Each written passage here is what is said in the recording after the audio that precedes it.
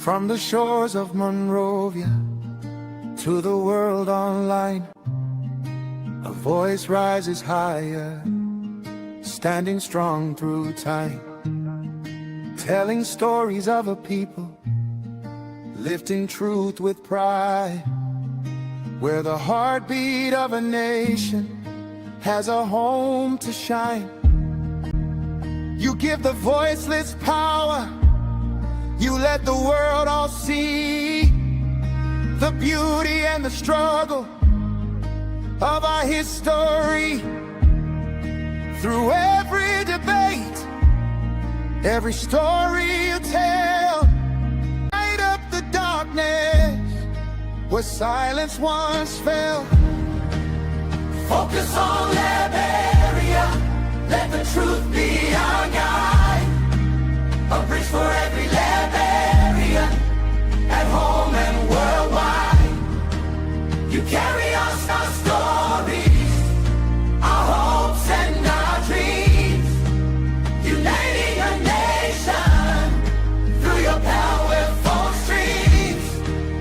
Focus on Liberia, forever we stand, with knowledge, with courage, rebuilding our land. In the diaspora cities where our people roam, you connect every voice to the place we call home. From politics to culture, every truth you unfold, keeping Liberians informed, empowered and bold. You're the drumbeat of freedom, the echo of peace, the fire that reminds us our pride never ceases. And through every challenge, you rise up again, a guardian of wisdom with the heart of a friend. Focus on Liberia, let the truth be our guide. A bridge for every Liberian, at home and worldwide. You carry our story, our hopes and our dreams, uniting a nation via powerful teams. Focus on Liberia, forever we stand, with knowledge, with courage, rebuilding our land. When organizations call, you help carry the load, bringing hope to communities all across the road. From villages in need to families in fear, you help the diaspora reach the ones they hold dear. You honor our heroes, preserve our songs, keep our culture alive as the journey goes on. And the world now watches Liberia rise through your lens of truth, where our future lies. Focus on Liberia, let the truth be our guide. A bridge for every Liberian, worldwide. You carry our streets, our hopes and our dreams, uniting a nation through your powerful streams. Focus on Liberia, forever we stand, with knowledge, with courage, rebuilding our land. Focus on Liberia. You lift up our land.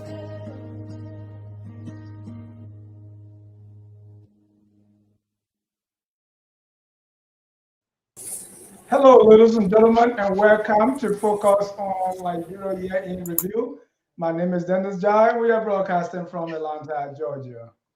Tonight, we're going to go through 2025 review 2025 and kind of have a bird eye view into 2026. Let me welcome my colleague here, Mr. Gabriel M. Carter, who is joining me for the review. Welcome, Gabriel. Dennis, thank you for having me. It's good to be here. There's a lot that has happened over the last, 12 months.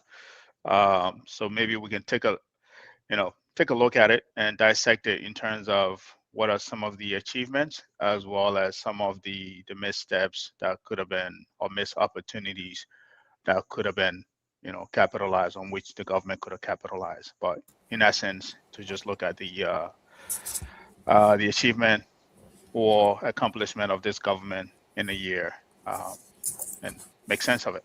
So I'm good to be here and looking forward to having a good discussion. Thank you. Thank you. Let me also welcome Pastor St. Salif. He's been away for a while now, and a lot has happened since he has been gone. Welcome, Pastor Salif. Thank you, Dennis. Thank you, Gabriel. I was trying to test my popularity. I said, let me stay away and see who acts for me. And I Not came working, to yeah? realize I'm not that popular on FOL. Well, we thought you went so high now that we couldn't even get to you. But thank you so much for joining us. And this is the last day of 2025. Can you imagine that? How do I you wouldn't feel, miss it Pastor for Salif? anything. Yep. Last day I, of w- I wouldn't 2025. What does that mean to you? I wouldn't miss this show for anything. The last day, I mean, the first and the last are the most important thing. The beginning and the end of anything is are the most important part. The middle, we can go up and down on that, but how you start and how you finish, very important. And I wouldn't have missed it for anything in the world. I feel great that I can't believe it's already December 31st. We are the last day of the 2025. It has been an interesting year. And like Gabriel said, so many things have happened. And it's good to just retrospect and see how far God has brought us individually and as a country. Yeah. Gabriel, last day of the year, and here we are. Yeah. And as Pastor Sully said, not just basically what happened in the government, but pretty much how we have been able to articulate those happenings on this platform as well. In terms of we can also look into how we broadcast the things that have transpired over the last 12 months. Look at you know FOL performance over the last 12 months as well, and see how what we can improve as well. So there's a lot that has happened both on the governmental side, individually as an organization, which is FOL. So um, that as far as I don't know if we'll have time to go over all of that, but there's a lot to talk about. Yeah. Yeah, there's a lot. And so we definitely would not have time to go over everything.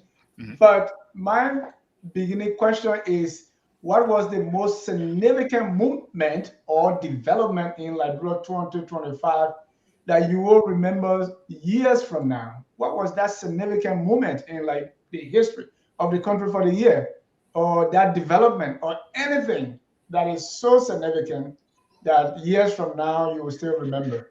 Let's start from there. Who now, Gabriel or who?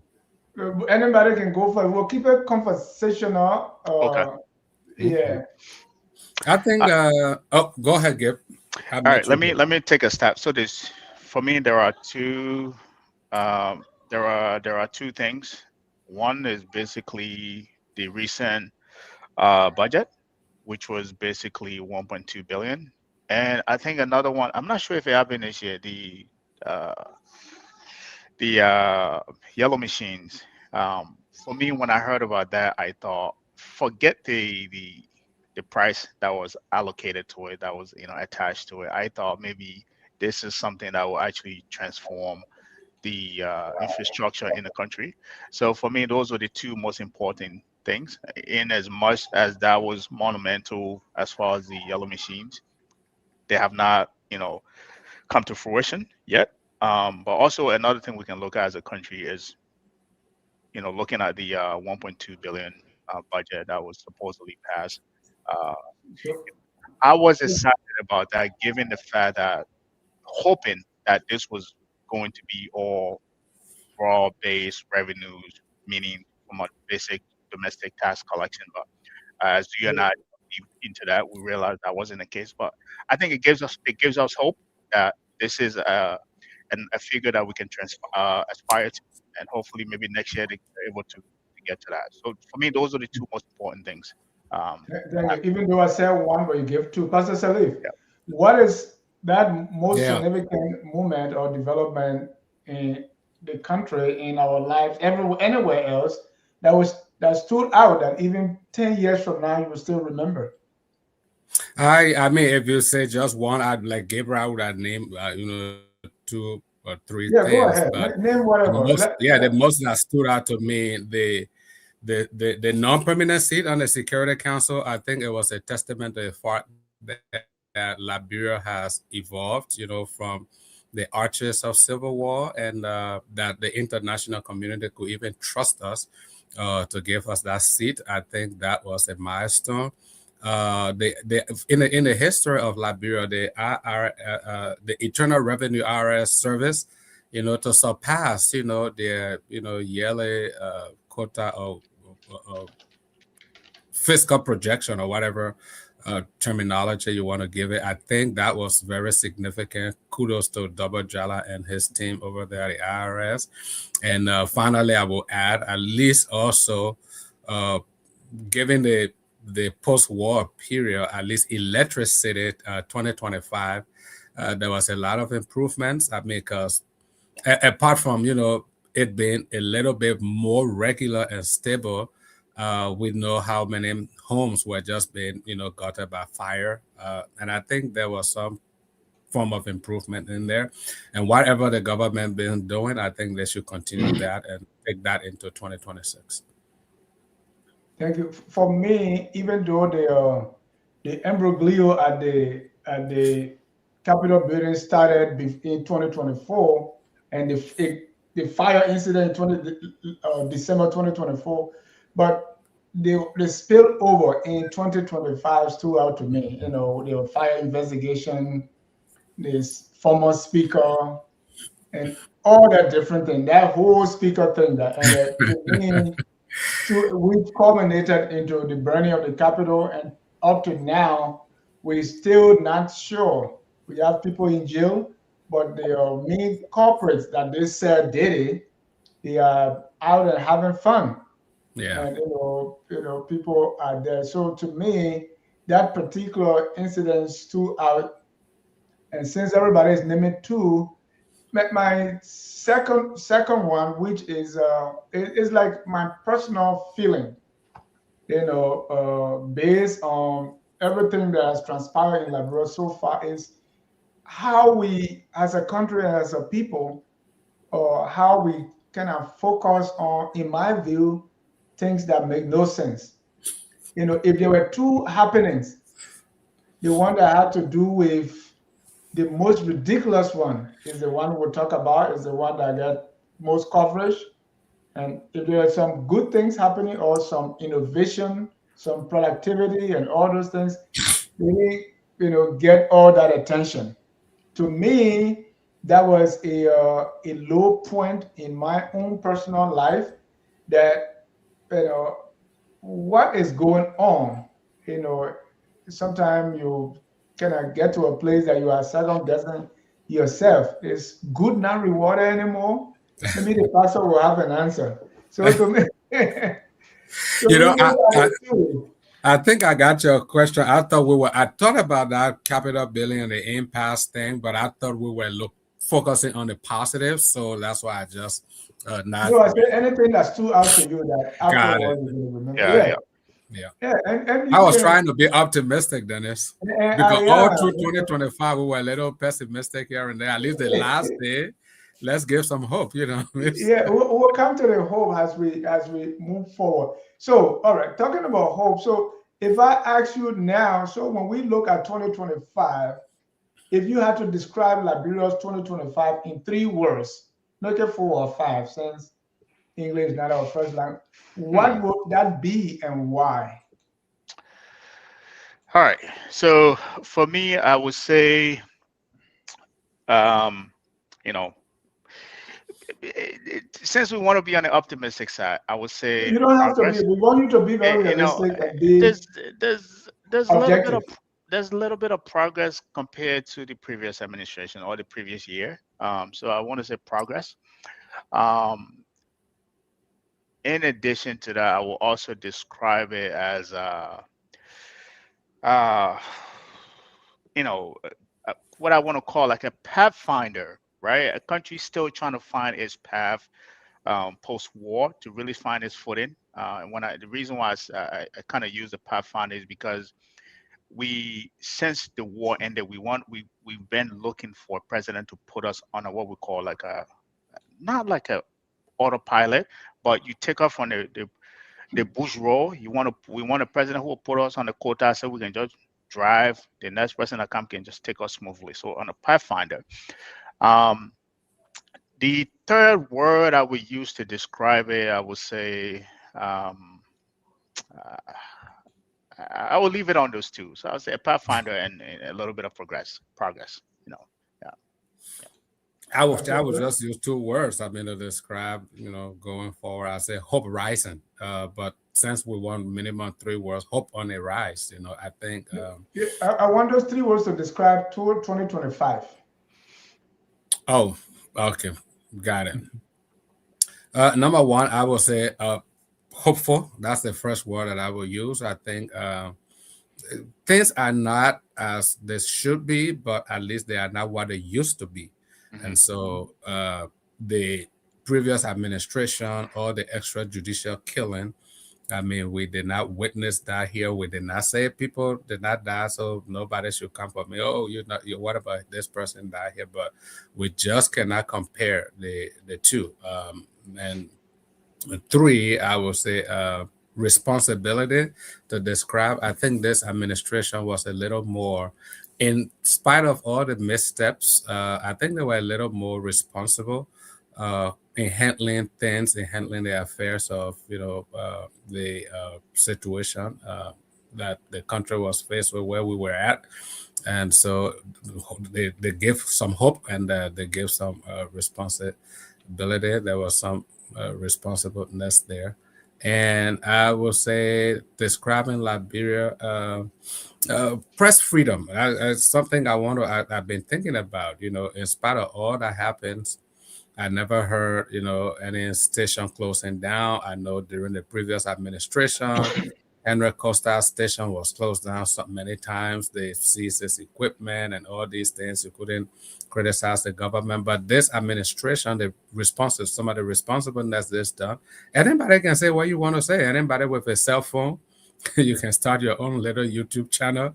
You can go anywhere, publicize anything that the government is. And I've never heard anybody coming after anybody for their free speech. So yeah, those are the three words I will use to describe it. Thank you. Let me welcome Mr. Jimmy Eastman, who is joining us from the nation's capital. Jimmy, welcome. If there's any big thing 2025 that you want to look at, any moment that stood out, any development that even 5-10 years from now that you will remember, please tell us. And also use three words to describe 2025. 2025. Wow. Three words. Three words to define 2025. I will say that hope is still alive. Okay. Number two, competence is still lurking. And number three, honesty must be prevailing. Okay, so when I say hope is still alive, I believe that for Liberian people, we still have an opportunity. There are still people in the vanguard that are ready to do things for Liberia. All right. But what we will have to make sure that we embody is honesty. If we are not sincere to ourselves, we will not realize the gains, the prizes, the successes that are in store for us. There are a lot of successes in store for Liberia, but it will depend on our honesty, our integrity to carry out the people's mission. All right. So So what would be that event or that moment that years from now you can look back on that stood out to you? I believe the appointing of Liberia to the Security Council is significant Mhm. because for some reason the administration touts this as an accomplishment, but to have this as an accomplishment means you have to continuously meet a certain criteria. So going forward, they will have to behave in a certain way that will merit being on our Security Council. So it is significant, and we hope that this will be the conscience of this administration because they have been appointed to a very high role representing Africa, representing the beliefs, the, the wishes of many aspiring Africans. So it's a big role, and we will hope that this will show, they will showcase our ability to be the Liberia we always was. Thank you. And before we get in more into the government and we use our scorecard, most of the time, we in the diaspora, sometimes we like to excuse ourselves. So I want us to look at the diaspora, especially North America. Let's see, in the diaspora, what was that significant moment? Where did we, score high and where did we go low? And what can be, just briefly, let's look at us in the diaspora. Did we do all we were supposed to do in 2025 to move the needle?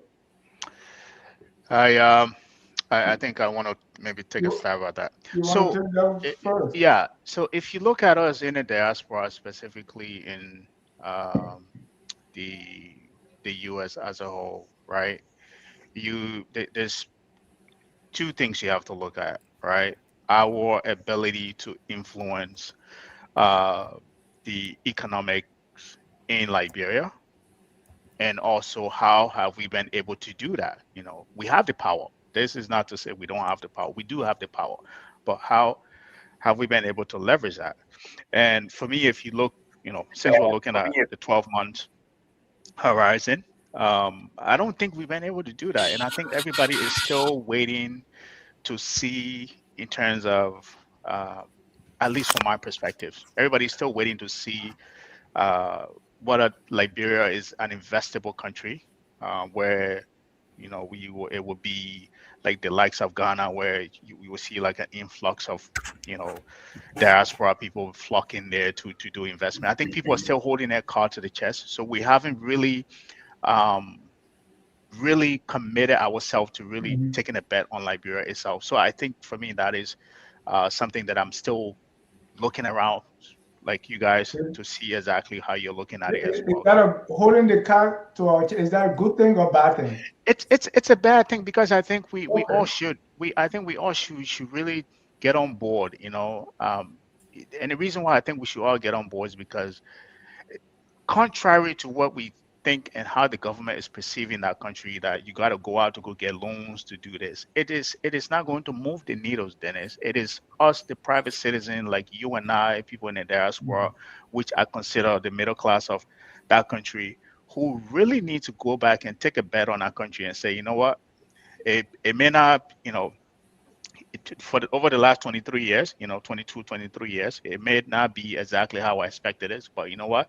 I'm going to put my chips on the table and take a bet on Liberia, just like the Ghanaians did in 2010 or 2002, and look where they are now, like the Ivorian are currently doing right now. So we have to really take our bets and put our cards on the table. So for me, I think that's has been our shortcoming as a diaspora. So I'll leave it on that. Thank you. Jimmy, you wanted to go second before Pastor Saleh come in. Yeah, there's been a lot of talks about the the economy, the budget. I saw the other day the former finance minister commenting on the ability of the past administration Mhm. to represent Liberia in a way that provided benefits. So a lot of what has this administration may have been riding on is past accomplishments of the former administration. However, we Completely. still Yeah. see the cost of living in We're talking Liberia. diaspora, Jimmy. Huh? I wanted you to comment on the diaspora, to rate the diaspora as well. Okay. The diaspora, there was a serious conference in Washington, D.C., Yeah. where that invited the diaspora to make an impact or to join hands with the current administration in advancing Liberia's interests. I think that is a good idea, but it has to be followed up. It was followed up with celebrations in Liberia during the month of December, but that is not enough. What we want to see the diaspora's involvement Hmm. in projects that provide jobs, that provide various incentives for the youth, and also that will impact our healthcare and our general welfare. So, although they have shown up, we still have not seen enough productivity from our diaspora. And this is what we should be looking forward to now. Not just talk, but what have we gained from this collaborative effort? And that is what we want to see in 2026. Yep. You're All right, let me muted. go, let me go to Pastor Saleh. Yeah, Dennis, I think 2025, I saw more diaspora engagement. I think Liberians, people talk about civic education and civic engagement. I think today we see Liberians more engaged, and that's where the education is coming from, through YouTube, through whatever social media, and direct engagement. Liberians in the diaspora are more, they feel more connected, or they felt more connected in 2025 than any other year in Liberia's history. People are really connected to their country, more travels and all of that. But I wanted to piggyback on something, Gib was trying to talk about. You see, the government can be more proactive. Um, Trying to woo Liberians in the diaspora to come home to partake in it. And he tried to mention Ghana and Ivory Coast and all of that, taking chance in 2010 and all of that. What Liberia government could do now that they have increased, sorry, let me turn my, now that they have increased the budget up to $1 billion now plus, What they need to put in there, put in some money into the banks so that Liberian entrepreneurs that are in the diaspora who want to come home and start an investment, they should have access to capital, and they should be able to give their business plan and how they intend to do what products they're going into, production or service industries, whatever they're going into, and give qualitative analysis on your business plan proposal and what the level of sustainability will be, and the productivity and the benefit of the country. There's so many people here that really want to go home. They have good intention, they want to go home, they want to start something, but to work in the diaspora and save money. Let me tell you something. In April 2005, 2025, this year, April, Liberians in the diaspora remitted $77 million. In March, they remitted $83 million, even though it fell in April. But March, there were 83 million remittance from diaspora. April, 77 million. People they're taking care of their families. They're between the knife and the scissors. You're trying to take care of your family here, your nuclear family, your extended family, you got school fees, people calling. So people can't save enough to say, hey, I want to go do this business. They don't have that saving. But if the government can create some incentives, say take in the budget, put some money, say 50 million in one bank, that Liberians will a good business plan that can come in and invest in so and so sector, they can have access to this loan. The payback time can be set as so. I'm telling you, America will get empty. So many people will go back and they will contribute greatly they will contribute to employment, because one of the setbacks the government is having right now is unemployment. That's what some of the things contributing to the inflation in the country. People don't have money to spend. The people are not even working, Dennis. So these diaspora can go back home and they can create jobs and create a private sector that can help the government in pushing the arrest agenda forward. But you're not thinking on any of those things. You want people to struggle, and how much capital do they have? So few people are doing it. I don't know how they have their money, but they're going there. And most of them, what I see them do, they're going into hotels. That's what they're doing, So Thank you. And before we close this segment on the Dennis, diaspora, hold on. quickly. We have so much to cover. We didn't even start our scorecard yet. We have so much. I wanted you to just touch a little bit on the because Pastor Salif is saying 2025 Liberia was connected more than ever before. I don't know based on what, but with the what level? I mean, those years that we were even sending rebels, is that the kind of connection you're talking about? No, that's not the kind of connection. Forming all the armed groups and then the political participation of people that wanted to run in Liberia, almost everybody had their diaspora office. So Liberia connection has been high. But I want us to mention a little bit. No, Dennis, what I meant with the connection is in 2025, there were more Liberian bloggers and YouTubers that were beaming things from Liberia that most of us in the diaspora did not know. They were going places like Emmanuel Kotu and other guys that I can call. That's what I was talking about, the diaspora media, including focus on Liberia. Focus on Liberia. Okay, so let's look at the diaspora media and let's use a minute each so we can jump into other things. The diaspora media, as a being for better or for worse, or somewhere there in between. What has been the contribution for 2025? Let me, before I answer that question, let me take 30 seconds to inject what I wanted to say earlier, right? So you see, and I think every one of us here have talked to some length about the diaspora engagement on the part of the government. But I think from my, interaction with those groups, what I've seen is that it's like they do it the same way that they've always done it. It's politicized, right?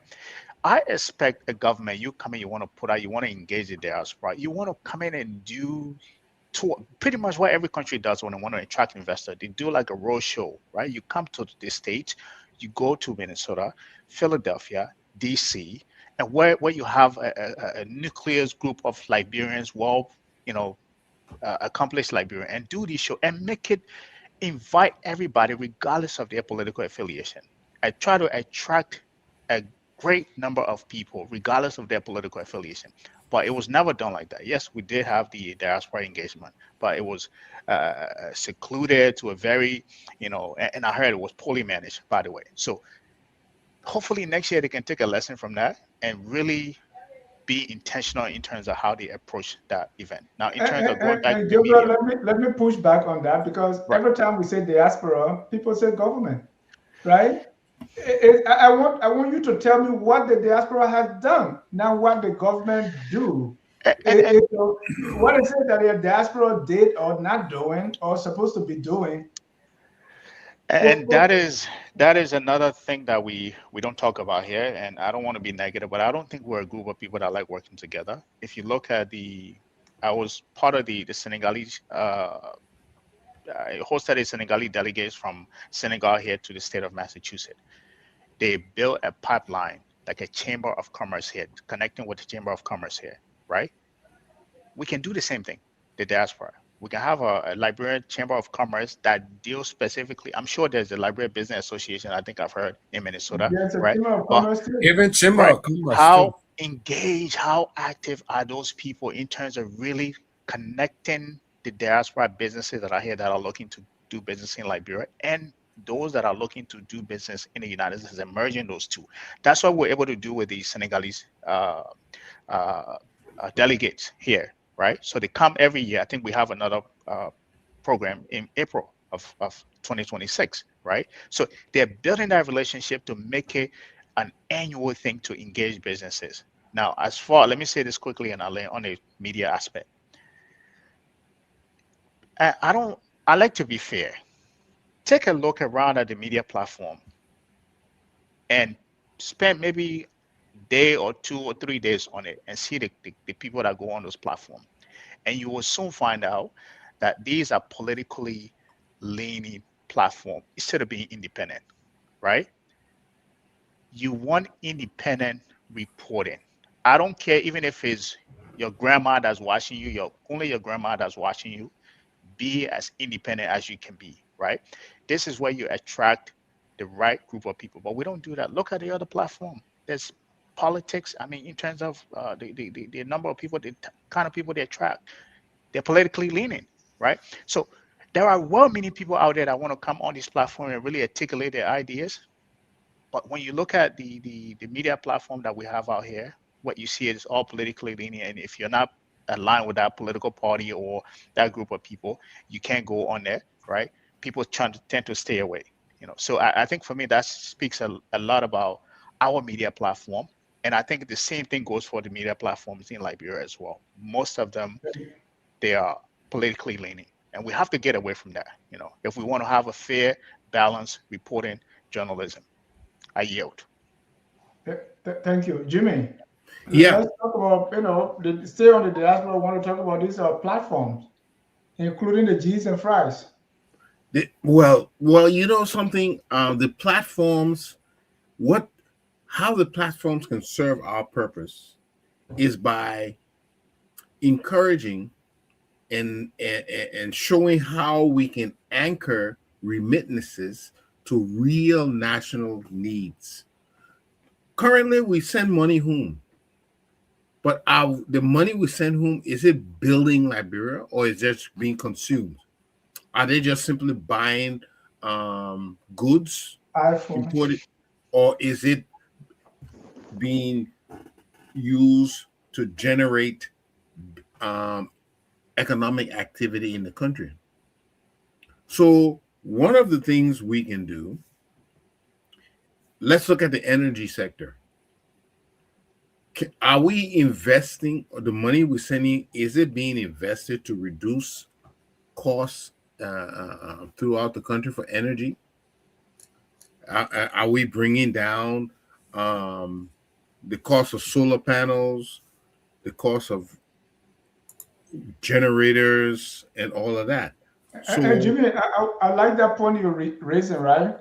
The reason I like it is also what is going on in the country, because like those of us and other people that are part of, say, alumni associations and different county association.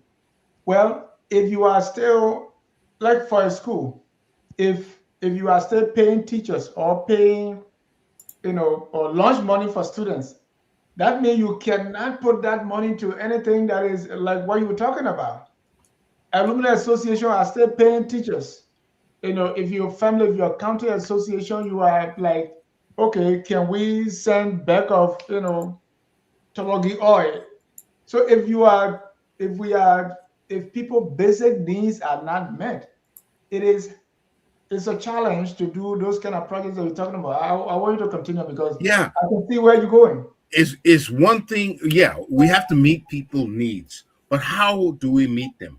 Just like you always said on this program, we can provide you a meal today, or we can teach you how to fish, we can teach you how to hunt, we can teach you how to grow food, we can teach you how to use the limited resources you have to be productive. So that is why I went to the energy sector, and they said, what can we do when we send our remittances to reduce the costs? Yeah, here's another thing: food storage and processing. Okay, we a lot of our remittances go to imports. All the food they import. Are we doing anything with the money we send home that will construct food storages and processing in the country? That is much more significant than simply sending home money home for people to simply buy food. We need for them to let's look at RIA. I think we brought this the other day. RIA could be a perfect depot for food storage. So instead of simply sending money home, can we build storages at the RIA that can be used as an intermediary point for exports for fish to the Arab countries and whatnot? We produce a lot of fish, but we do not have the storage capacity to get send these exports to a place that can keep them safe until they go, instead of they're perishing. A lot of our farmers will tell you that a lot of their goods that they produce are perishing. So storage is supposed to be a key factor. Let's look at technical training, where you and I get to. Are we really preparing our youth to be the next engineers, the next level data scientists to work the new demands of the technological expectations of the world? We're simply sending money for consummation instead of investing in the people themselves. And the only way we will change this trend is for platforms like FOL, platforms like what we have here, to start conscientizing people that we need not just to send money home, but to send money home that will build capacity, that will build, like I said, storages, that will encourage more energy cost reduction. Our money is just simply, they say when you eat it, it go out the next day, it go out the other way. But what are we doing to produce? I Thank think you. our remittances must be more productive than consummation, and that's the problem. Thank you, Jimmy. Pastor Saliba, I want to bring you in on your media platform, but just to Jimmy's point, I was in an alumni association where I advise, because most of the time we send scholarship money, right? Free money, grants. So, but when I advise that, why can't we do this in the form of loan, even as beneficiary of this scholarship, if they can teach study class somewhere. Let's say you are in Tottenham High. The money we're giving you because you live Barnesville, open a study class on the weekend at Goodrich. Do something. But that idea was not popular and was voted down. Go ahead. Yes, I mean, and that's the typical Liberian culture. You know, people we believe in free meal and not, you know, working for anything. We just want handouts, and so that's the thing. But to the diaspora thing, 30 seconds before I get to the media thing, you know, while I was trying to talk about the government providing incentives, Liberians, we are used to doing would used to be individualistic. I think why an individual might not be able to pull a direct $50,000 to invest in something, if two, three people can come together, say, hey, you know what? I identify this thing. I think this is an opportunity. If you can have access to 50,000 in 2026, I have access to 50, you have access, even four people, that's 200,000 right there. If you make it five, that's a quarter million. We can go and invest. But the reason people shy away from those is over the period we have a history of doing gentleman agreement. You know, we don't put any lab. I don't know why Liberians are not used to using lawyers, you know, to draw our contracts and say, hey, so that it be binding. We just talk things between, oh, my man Jimmy, yeah, we can do the thing. Okay, yeah, you bring this, we'll go there. One person squander the money and then we all screw. So Liberians are afraid, you know, to build consortium. Liberians are afraid to build synergy. Liberians are afraid to collaborate with one another. So that is a problem. We in the diaspora can really build momentum in Liberia. We can build institutions. We can build big businesses there if we decide to come together and and go and do things together instead of standing up as an individual. But when it comes to the media, I think the diaspora media has been doing good in terms of informative broadcasting.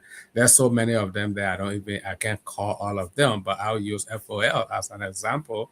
I mean, when it comes to quality programming broadcasting, FOL, I put FOL in the number one spot, and any other person come after. And we've been engaging, and people have been interacting, you know, even with the time that we come on.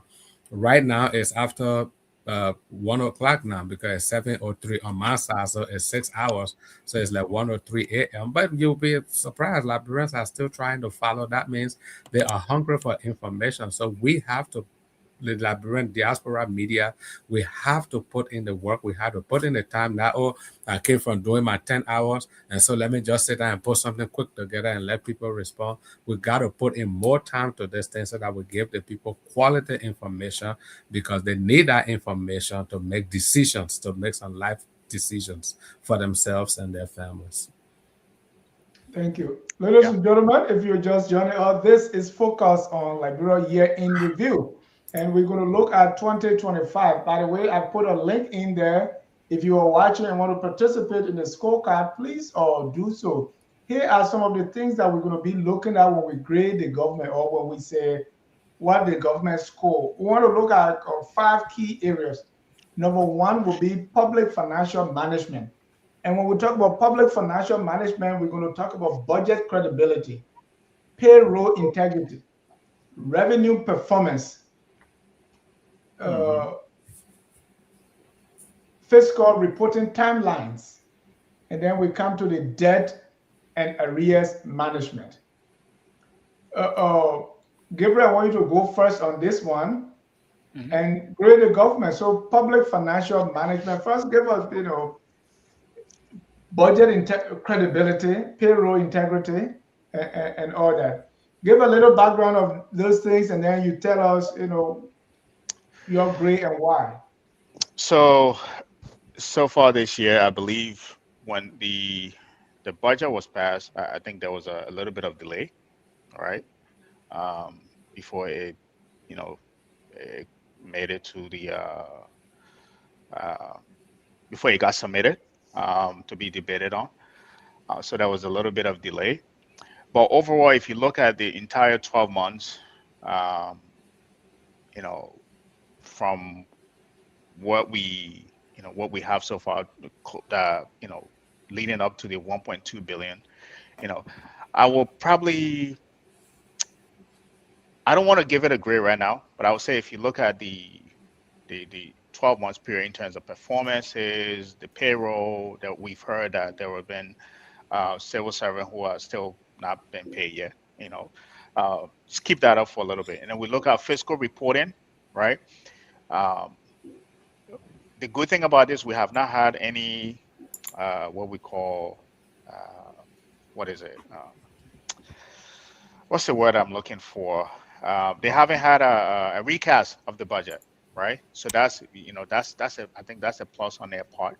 Um, Without being too linear or without being too hypocritical of the government, if I were to grade their performance on the budget aspect, I would give it maybe a solid.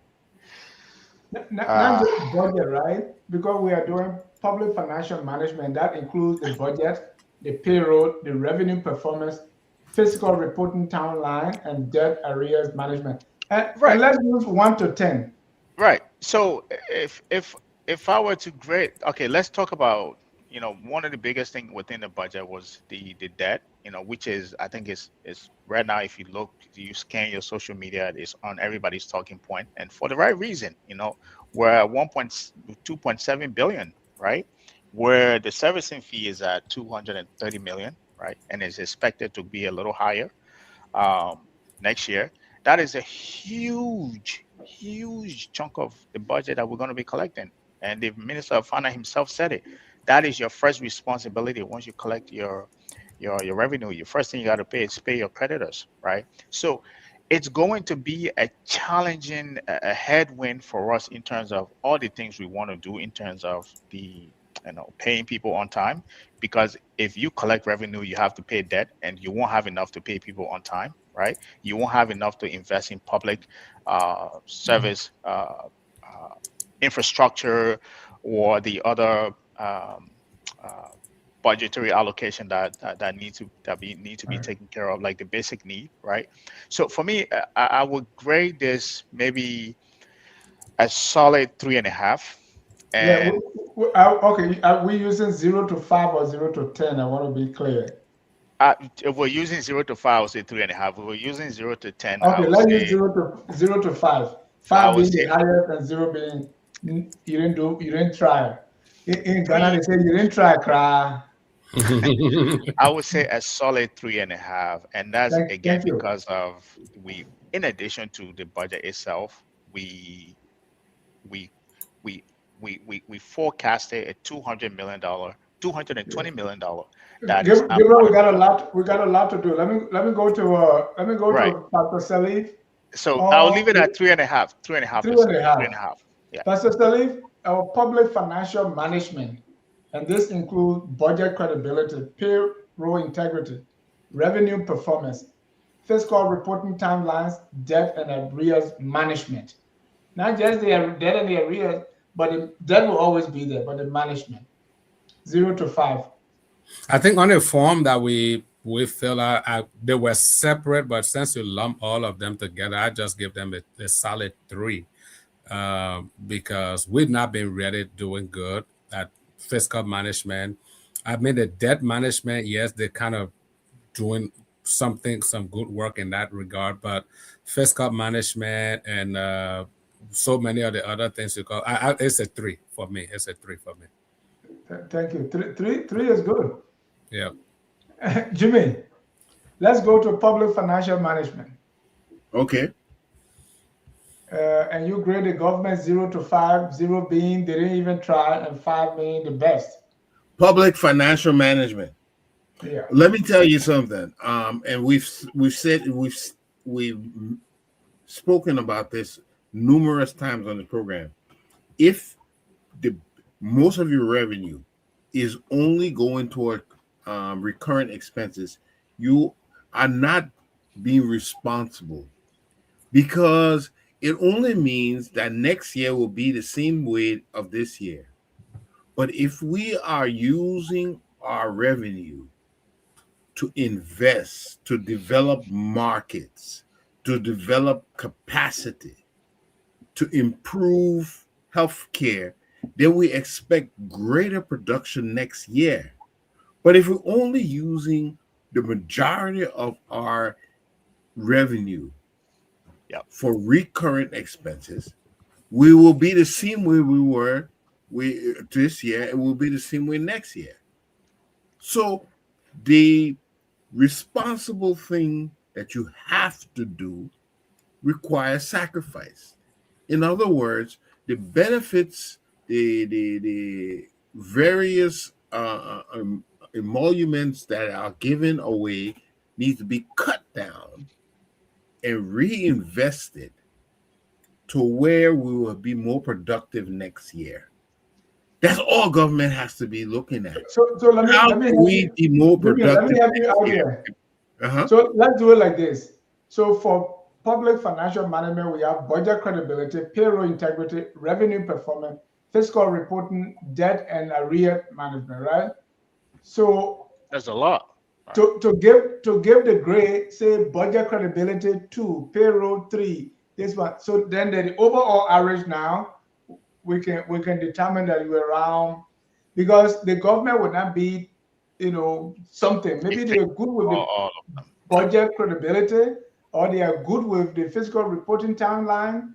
So in your evaluation, let's see which one is a little higher than the other before you give your final grade. Okay, so I'm looking at accountability as one of the most glaring things, because accountability tells us that the reason the money that we have allocated to be dispensed toward certain projects are being met. So accountability is high. Now, I do not see enough evidence from those bureaus, from those government institutions that are responsible to make sure that our investments are being channeled to the right place, but more especially are yielding what we aim them for. What's the report card? Okay, we invested 5 million, let's see, 5 million in healthcare. What did it bring about?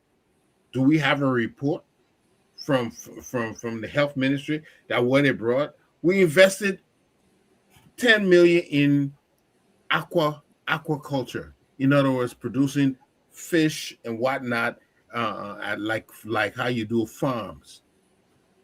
Did it provide any increase in production? We don't have any statistics to show us that the money we have been spending is yielding what we planned. So how can we measure if we don't know what it has done? How can we know we're doing the right thing? So next year we are just going to do the same thing. We're not going to measure the yield, the productivity. We're not going to measure it, and we'll just be hoping that things will turn out better. No, when you spend money somewhere, you have to ask, what is the benefit of this money I spent? Right. And if you're not asking the tough questions, then you don't plan to improve your situation. Because to improve your situation, you have to measure what you are doing. It's not bad. It's not criticism on the government. We're telling you, say you measure what you are doing, and if it's not good enough, let's find another way. But to simply just leave it without being measured, or leave it to politics, that's not going to change our situation. We'll have more of the same next year and the year after. Measurement is very important. That's why God devoted one book of the Bible to numbers. So Jimmy, for public financial management, what's your grade 0 to 5? Again, because I don't see results, I don't see the measurement of investment. I consider that a 0.1. 0.1. Pastor Sally, let's go to our next indicator, because these are the indicators we use to rate the government. If you are anywhere and you just give grade, any kind of way, you are not doing a good job. So our next area is the financial, the integrity and anti-corruption. Pastor, let me make sure this. It's integrity integrity and and anti-corruption. procurement, transparency, single source control, access declaration, compliance, enforcement, and sanctions, audit follow. Are you Yeah, taking all of them? It, Mm-hmm. yeah. Dennis, just leave it up. Leave it up. Yeah. So at least you get a. Yeah, Yeah, leave it just up. leave it up. So we're looking at it. All right, let me leave it up. Yeah, So those are when we talk about what was it? Integrity and anti-corruption, right? We want to make the indicator that the government is doing well or in this department is procurement transparency. What we got this today, we're building the Foya Villa. The So how MRU project. transparent are we with procurement? Single source control.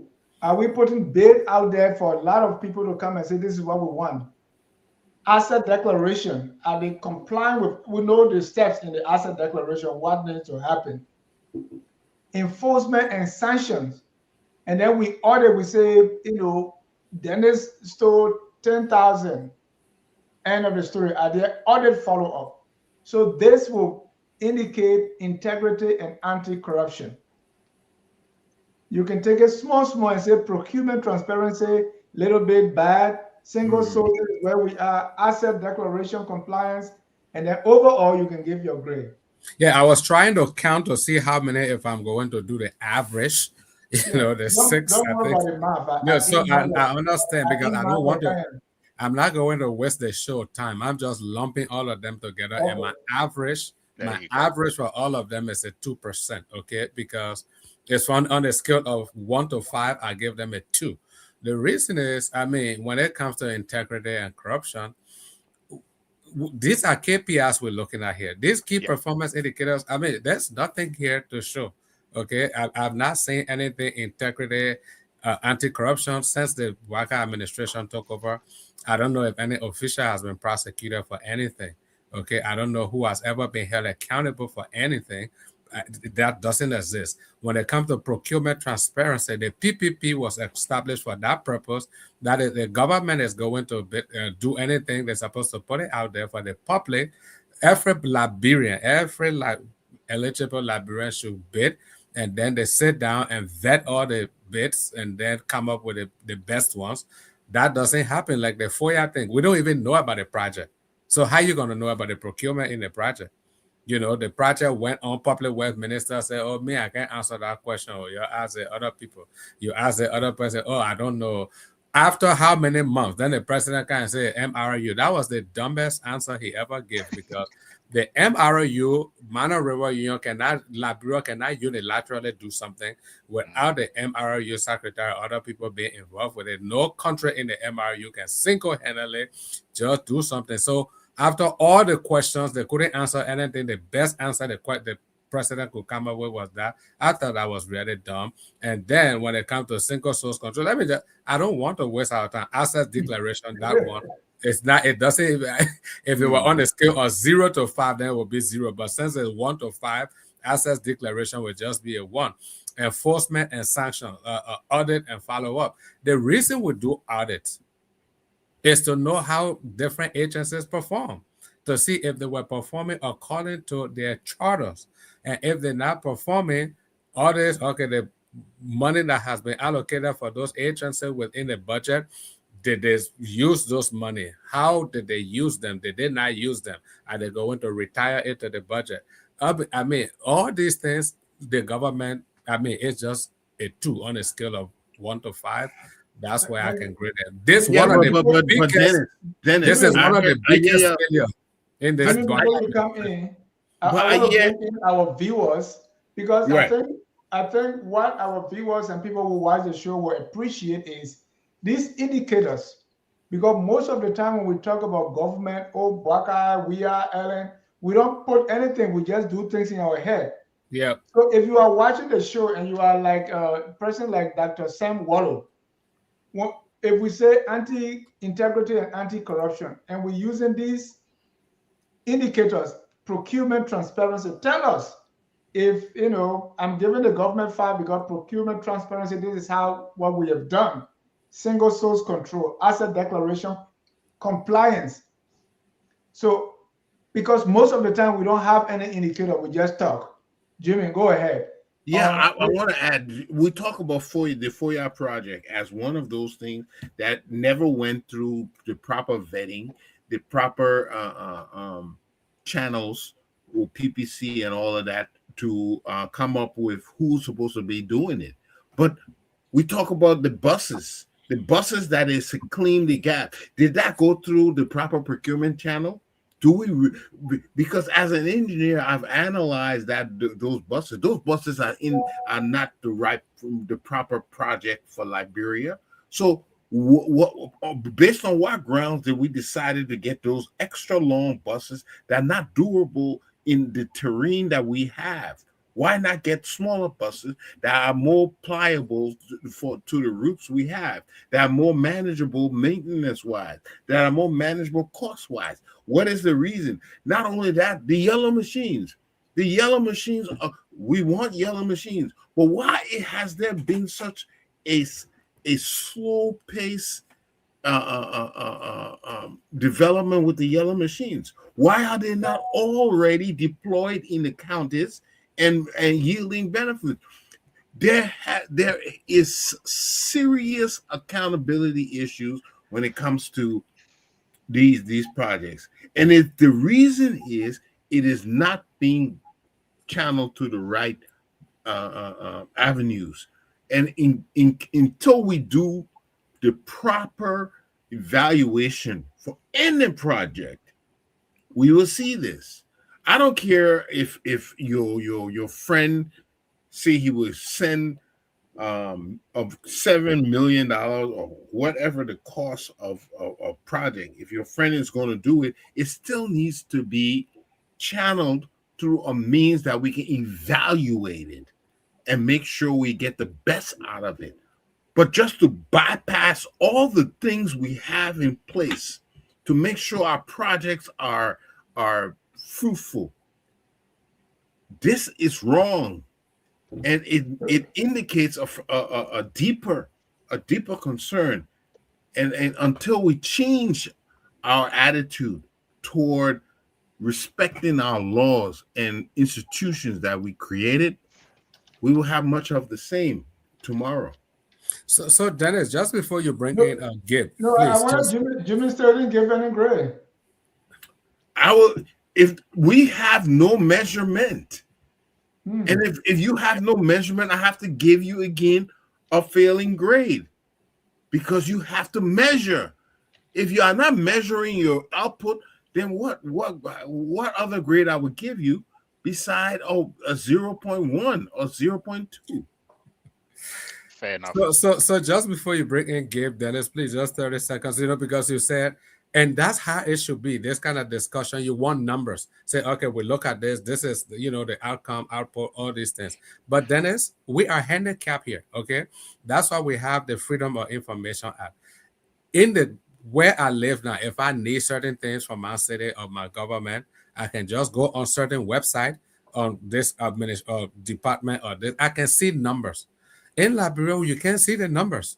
The Bureau of Statistics not putting out any number that I can work with to know how many bids came in at the PPP, how vetting went. There's nothing to see. So we talk from the top of our head based on what we know. If you went on any of the government websites, say, hey, I want to find out when it comes to single source control, access declaration, this, enforcement sanction of audit. There's nothing there, Dennis. So what are we going to work with? The government's not putting anything out. But look at it this way, right? If we say anti-corruption, right? We look at asset declaration and compliance. We know the asset declaration laws. We know what's supposed to happen. Yes. At some point, the president fired everybody until they declare the asset or suspended, right? Exactly. And after that, the CSA came in and said, okay, for the 1 month you were out, your money, we're going to take it and buy shares. Yes. Right. So what data do you need? We know how many people comply with it. No. We need data because I think they apply through the LSCC, right? So I should be able to go to the LSCC website and see how many people submitted an asset declaration form that apply. Absolutely. And then I can measure that, hey, After the The president did a president mass did not. suspension, after the president did a mass suspension, these were the number of people that complied. These are people that still not, but you're not going to get those information. And then it's truthfully, this sector this segment we're handling right now, this is the main area of failure in the Bouakai administration. This segment we're handling right now. Gabriel, Yeah, let me I see think what grade you got. 0 to 5. basically what Pastor Salif and Jimmy said. I think you alluded to that as well. There was 450 government officials who were literally laid off until they had to, declare their assets. Now, Pastor Salif talks about LACC. You know, in cases like that, right? What do? This is where you're supposed to go to get, to get compliant, to see who complied and who didn't comply, right?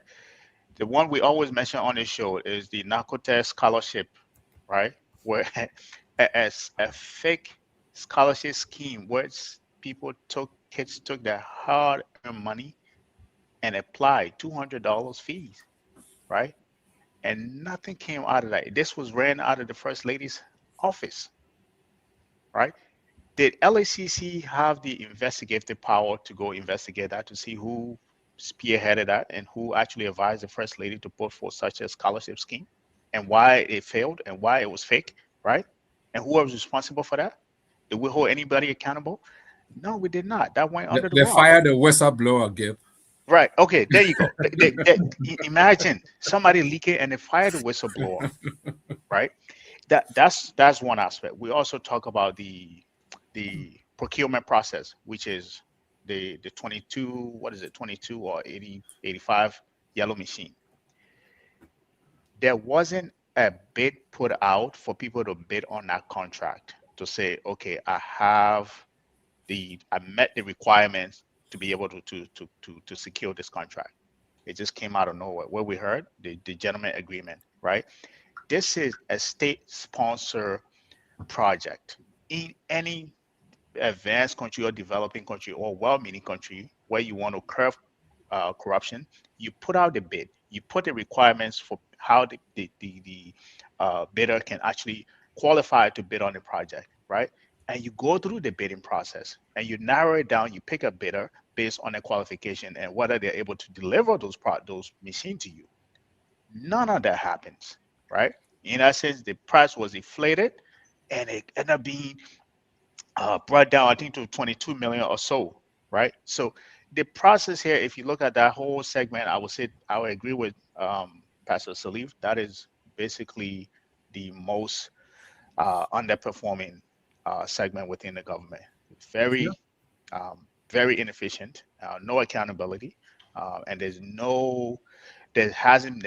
nobody has been prosecuted for any of these things that we've talked about. So for me, I would give it a 2 would be a higher score. I'll leave it at a 2. Yeah. So someone is trying to keep us honest here.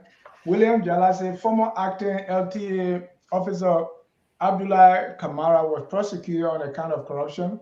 President Bouakai got rid of him after the investigation. That was the president implementing anti-corruption measure, Pastor Salif. Also, Sam Wallow, sometimes I want to name him Evenho because that's the project That's his biggest. biggest What thing. I just heard was that there was accountability of non-complying with asset declaration. So Sam is saying by the president suspending those people, that was accountability. Well, that's a logic. new definition of accountability I heard tonight. That takes us to our next item. And if you are, let me also say that for those of you supporting, like all of us do supporting the government, this is not just this government. If you apply this same measure to the previous government, we'll have the same thing because we have a culture of not measuring anything. Exactly. And anytime when we grade people, and nothing against front page Africa, but when they did their grading, it's like they're writing all this literature, right? In fact, mine is No substance. right. What measure? So if we use the same measure, we want to. That's why we didn't try to use the the pillows from the arrest to measure, because we want to use the same standard next year and the year after next, and 10 years from now on, the same indicators will they hold. Let's go to our next, which is the rule of law and human rights. And when we talk about this, we're talking about judicial independence, pre-trial detention, police accountability, press freedom, and land dispute handling. Judicial independence is this court. Can this court do something, render a decision independently without interference, either through money, either through the invisible hand, somebody somewhere interfering with the independence of the judiciary? Pre-trial detention. You grab people, you put them in jail and forget about them. There's a law governing that. Are we still doing that? The police, is the police accountable? Do we have press freedom? Land dispute, at some point, how do we handle land dispute? Because always a problem. That will tell us about the rule of law and human rights. Pastor Salim, I want you to start with this one. Thank you, Dennis. I will, in this segment, I can give them a solid 3, or if I'm too kind, 4.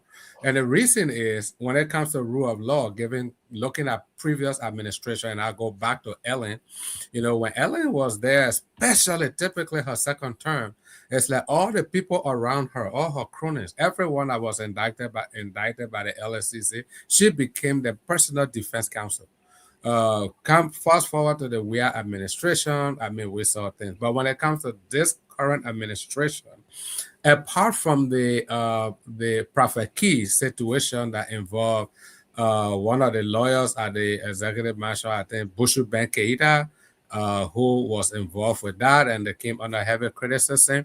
I've not really seen and then with the tenant position saga that happened, I've not really seen the Bouaka administration getting directly involved with the judicial process, and trying to circumvent or contravene, judicial process. So that is something that they did.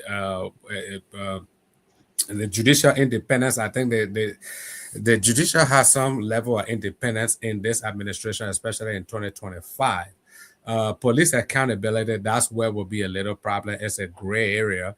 When it comes to press freedom, definitely I give them that solid 5. I can give 5 on that, and then that's why my average, I could give them on average a 3 or a 4, because press freedom, they did well. Judicial independence, rule of law, a little bit hitches here and there. Pre-trial detention. The pre-trial detention goes along with police accountability, because that is still within the purview of the police, because they are the first line. They are the ones who conduct the arrest and bring the people in for pre-trial, and then supposed to forward them to court. Land dispute, that's what brought this thing down, and I could not give them a complete 4 or 5, because land dispute is still an issue in Liberia, and the government can fix that. It's so easy to fix. No one land should have 2 Ds in archive. And I have said it, if I were president tomorrow, land issue will be fixed in a split second. Anybody who resell a parcel of land to more than one person, you're spending 10 years in prison. Whoever surveyed that land for more than one person, you're spending 10 years in jail. Whoever in the archive that works there and probated that deed for more than everybody goes. So next time when you say I want piece of land, even the land seller will say, I'm not going to 10 years in jail. The surveyor will say, no. Let's do the due diligence, and I come in because of $400-500. I come and go spend 10 years in jail. That thing will be fixed. But I think the reason they don't want to fix it is still dates back to some of our historical issues. The people that go in government, especially the aware administration, these were boys that were living in one room with their friends or their cousin and things, okay? Now they get into power, they have free access to public money, they can buy off somebody's land and build on it quickly. And the way the seller tell you, oh my man, once you buy that man, you bought that land 10 years, it be here, you went America, I sell it to you, just build on it quickly. You know, you go to court and you do things. So I think that's where the government is not stepping in, because every new set of arrival into government, they will have access and then take advantage of poor people who can develop their property. So that land dispute thing, it kind of brought their score down. But I will, in my kindness of heart, give them a 4 on the average on this. Good, bro. Rule of law, Yeah, human and rights. Pastor Sally took it right out of my mouth, and that's the one thing I want to stick on, maybe, because if you look at the entire segment, the rule of law, the judiciary independence, pre-trial. I haven't really followed with the pre-trial detention, police accountability. There's a little bit of a, we've seen. I was in Liberia one day. The police started beating by people off the, off the road, where they suspended those kids from, biking on the main road. I don't know if they've reinstated that. So that's a little bit fishy on that. But the point that I wanted to stick on, which I think it's um, can be easily fixed, as Dr. Pastor Salim pointed out, right? You are not in the States, right? If you right now, you tell me what county you're in, right? I can go on that county website. I can look at your house address, and I will see the historical deed assignment. Everyone who has sold that land, the mortgage, the registration, the mortgage, including the page number. Every state in the country has it, right? So you tell me your house address, I can go to that county website and pull up your mortgage. These are publicly available information, right? These things are not handled by uh, the people you buy from the banks, right? These are handled by outside attorneys, right? So the attorney goes and do their own do. The point that I'm trying to get here is that this is easily fixable. This is an easy problem that can be fixed. And the reason why I think this should be fixed is because in any country, in most countries, maybe majority of the countries in the world, land ownership is associated with wealth, right? Your wealth, most of the wealth that we have in the developing country is tied to real estate, land, and properties. So if you cannot fix that, you fundamentally are denying the upward mobility of people to move up in the economic trajectory, right? So you've fundamentally decided that you want to keep people poor forever. Because if you have a land, nobody cannot authenticate that piece of land. You cannot take that piece of land to say, I'm going to Dennis Bank to go pledge our land. Dennis himself will have a problem with it. Does this land belong to you? And if Dennis cannot authenticate that piece of land, what is he going to do? He's not going to give you the loan, right?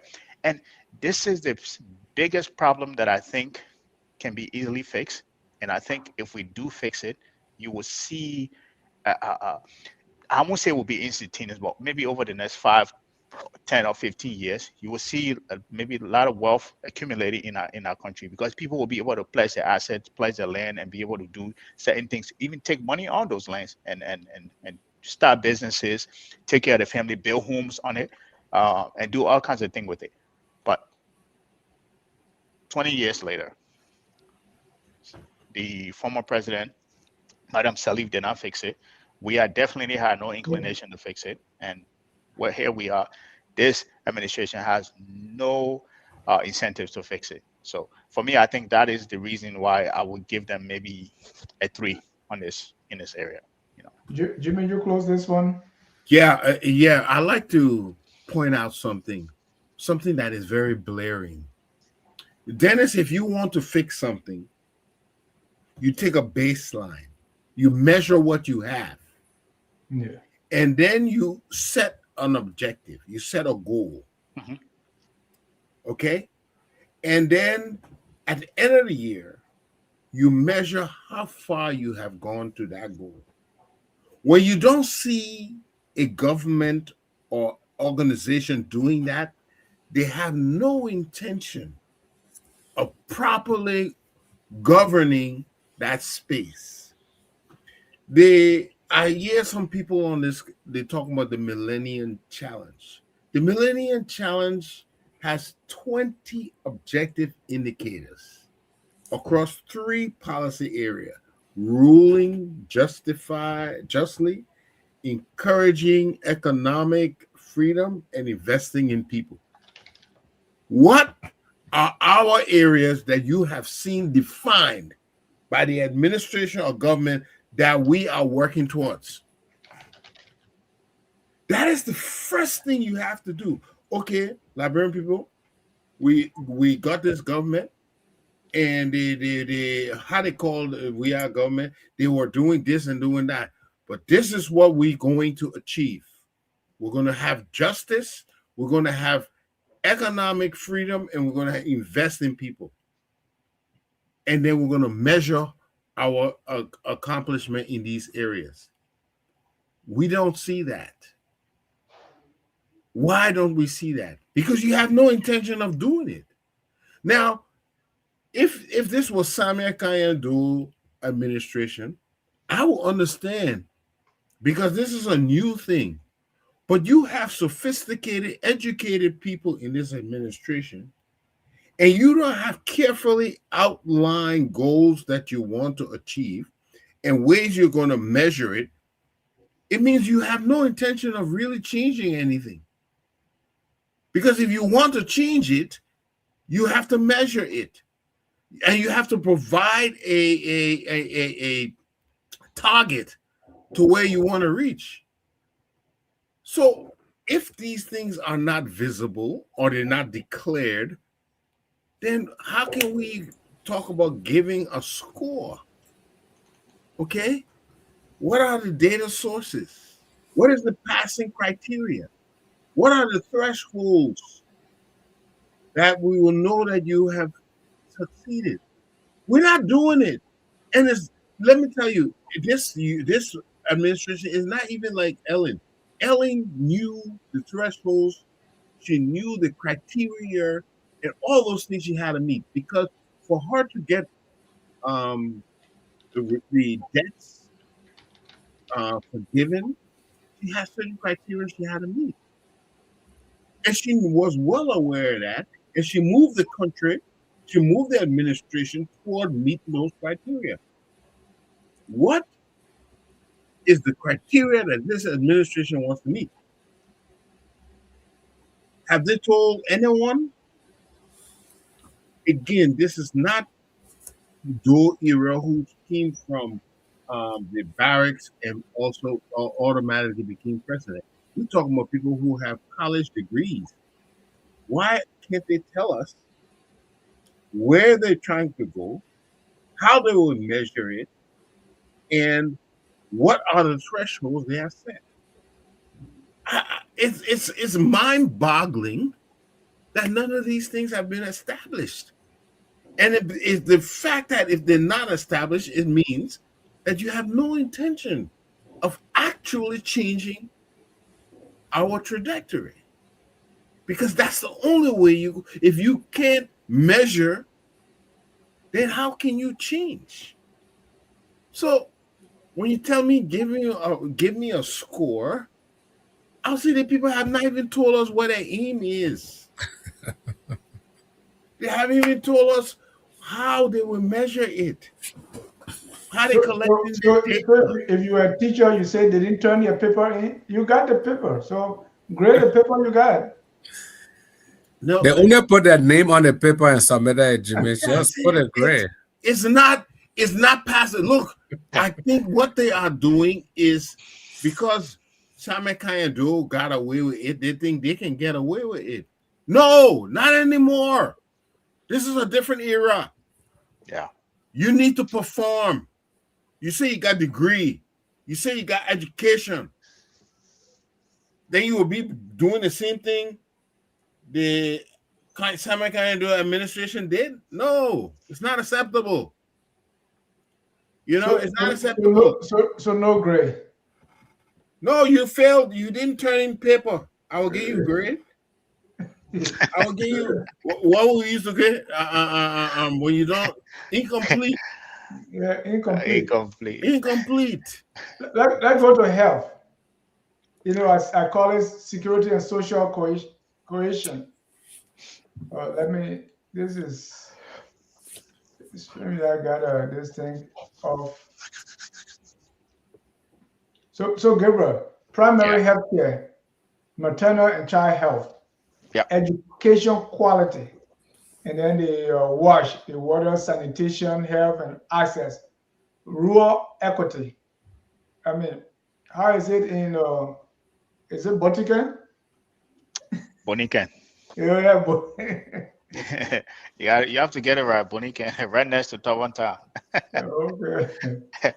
Um, it, for me, I think like when you have high expectation for a country that has existed for so long, that should be, the if factor for, these things, whether democracy, as a middle income country, as a, you know, a place where, we're not losing, the infant mortality rate is not high anymore. But, if you look at the current healthcare sector that we have right now in Liberia. I honestly don't think there's any improvement, whether you want to look at it from just from the Morovia or you want to expand it to the entirety of the country. We still have high infant mortality rate. JFK is still, you know, nickname just for killing because people go there, they don't survive there, right? Um, No, seriously, and this is not Gabriel talking. These are known facts on the ground. I've had a cousin who actually gave birth there, and the nurses they have no idea what they're doing. So for me, I think, to cap it off on this, I think what could have been done is basically an investment in the healthcare sector, as we supposedly supposed to see in the budget. But if you look at the allocation towards that as well, there's not much allocated towards it. And to make all matters worse, we are in the process of signing an MOU that will literally give our primary care data, healthcare data to a country that's prioritizing its own interests. So um, and I don't think we should be in especially 2025. We're about to go into 2026. What does WASH stand for? What does WASH stand for? Like, are we a country that's supposed to be talking about WASH, right? We're supposed to be having state of the art facilities, right? Even if you kind of expand it to all the counties, GFK is supposed to be a teaching hospital for the medical school in our country. They're supposed to be a state of the art teaching hospital where nurses and doctors can get out of what is it, the Glati medical school and go teach there, right? And go practice there, and to become a state of the art hospital. But we still have a dilapidated university, including the medical school itself, and it translate into the entire healthcare system. So the fact that we have a president who can get sick and go right to Ghana instead of being treated in his own country, that should tell you a lot about the sector as a whole. So for me, this is, you know, a gray. I will probably be a one, um, and that's being very Jimmy, fair. You know, yeah. Jimmy, let me hear your grade. How did it turn the paper in again? Jimmy, you're muted.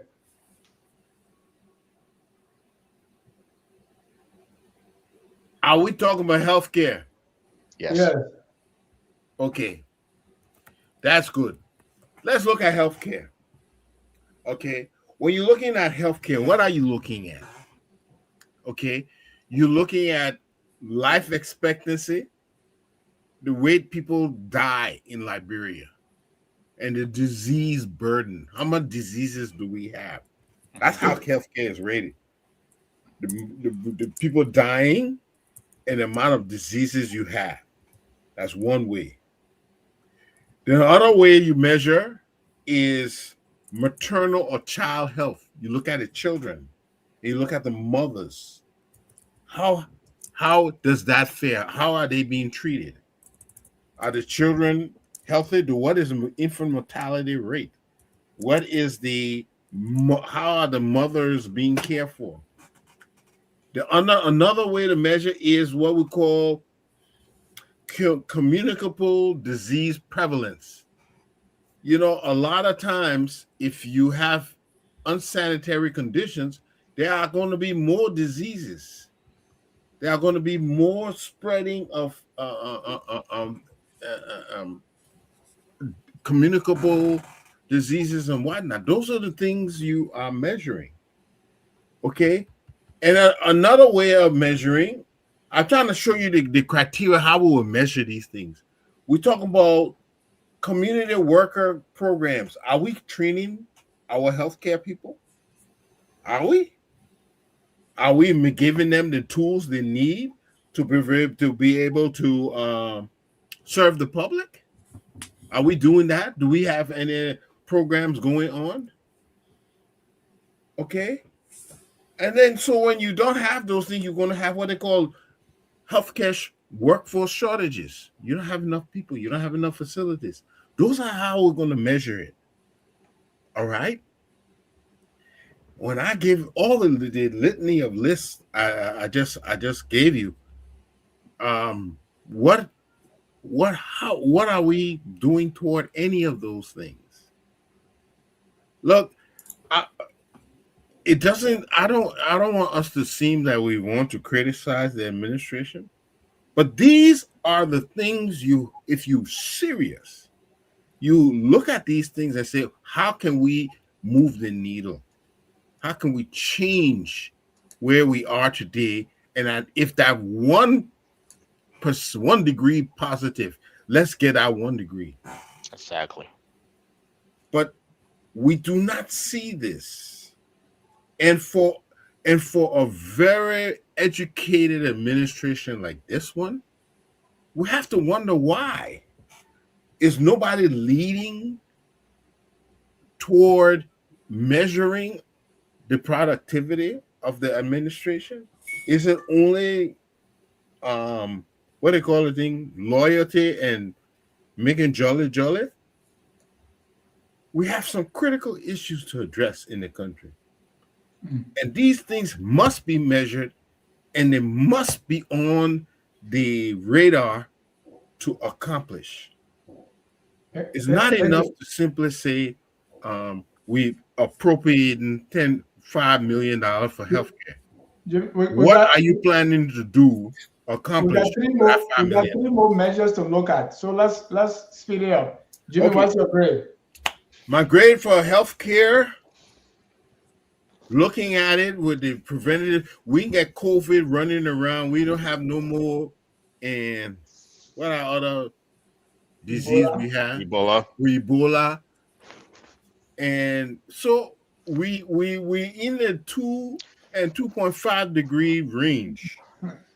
as it is. By God help. So help me God. Yeah, there's still drugs use, the fentanyl and all that use. Well, that's another thing all by itself. Yeah.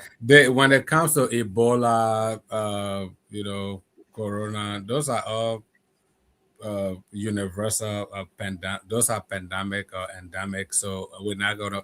But when we're talking about the health of a nation, we're looking at the metrics that we use are, there are different metrics. We talk about infant mortality rate, we talk about maternal mortality, we talk about life expectancy. So let me add some numbers to that.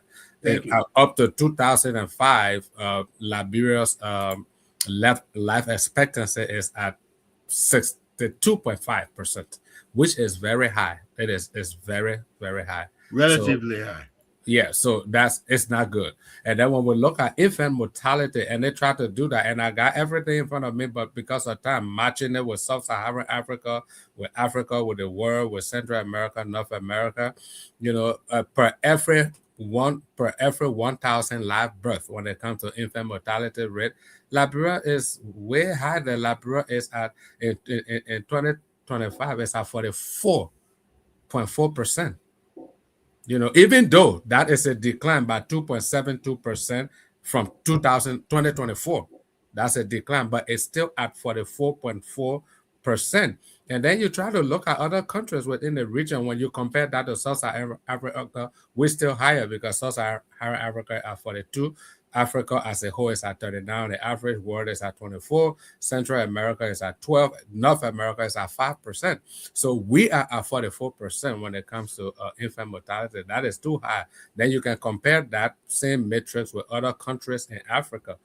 I mean, it's like the whole Africa is messed up when it comes to infant mortality. So that's Liberia number on infant mortality and life expectancy. But what about maternal mortality? Maternal mortality, let's say going back from 2000 and 2022, Liberia mortality rate from 854 per every 100,000 people. 854 for every 100,000 people. That's too much. The same thing in 2020, it was like 742. So that means the number keeps increasing, but it gets worse. By the time we start getting to 2005, the number that we have here is 913. 913 for every 100,000 lives. So we are not a healthy country. We are just not a healthy country. We got to do more. And there's some of the things we can do is to improve water sanitation, is to improve infrastructure. Our health facilities, there are nothing to write about. I mean, I was just in Liberia recently. You don't want to go to Liberia and get sick. I'm telling you the truth. People are dying for no reasons. And it's not only the sickness, Jimmy, not just a communicable disease. Even a communicable disease are in a country like every country. The medical system, we don't have trained doctors. We don't have trained nurses. We don't have me. My brother's son got sick. I was somewhere in Douala, and they took us to some kind of community clinic. Jimmy, you will get sick entering the the room where they're keeping the child in. You will get sick. The mosquito bloods are all on the wall. It's like as they suck, then they just knock it on the wall. Nobody cleans, then they cut it. I mean, I couldn't sit. My wife I was like, oh my God.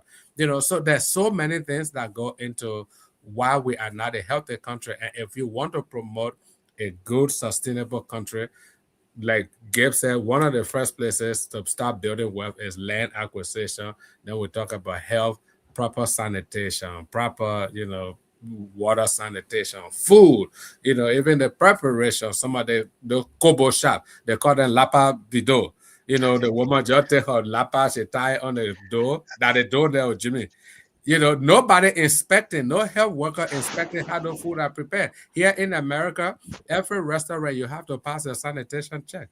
Okay, you have to pass it. Yeah. Who's checking on those things in Liberia? Even if somebody checks, you give them money. They pick you so what's your grade? We got 3 more to go quickly. 0 to 5, Pastor Salif. 0 to 5. Oh no, healthcare in Liberia, I'll give it a 1. Mm-hmm. On the average, I give it a 1.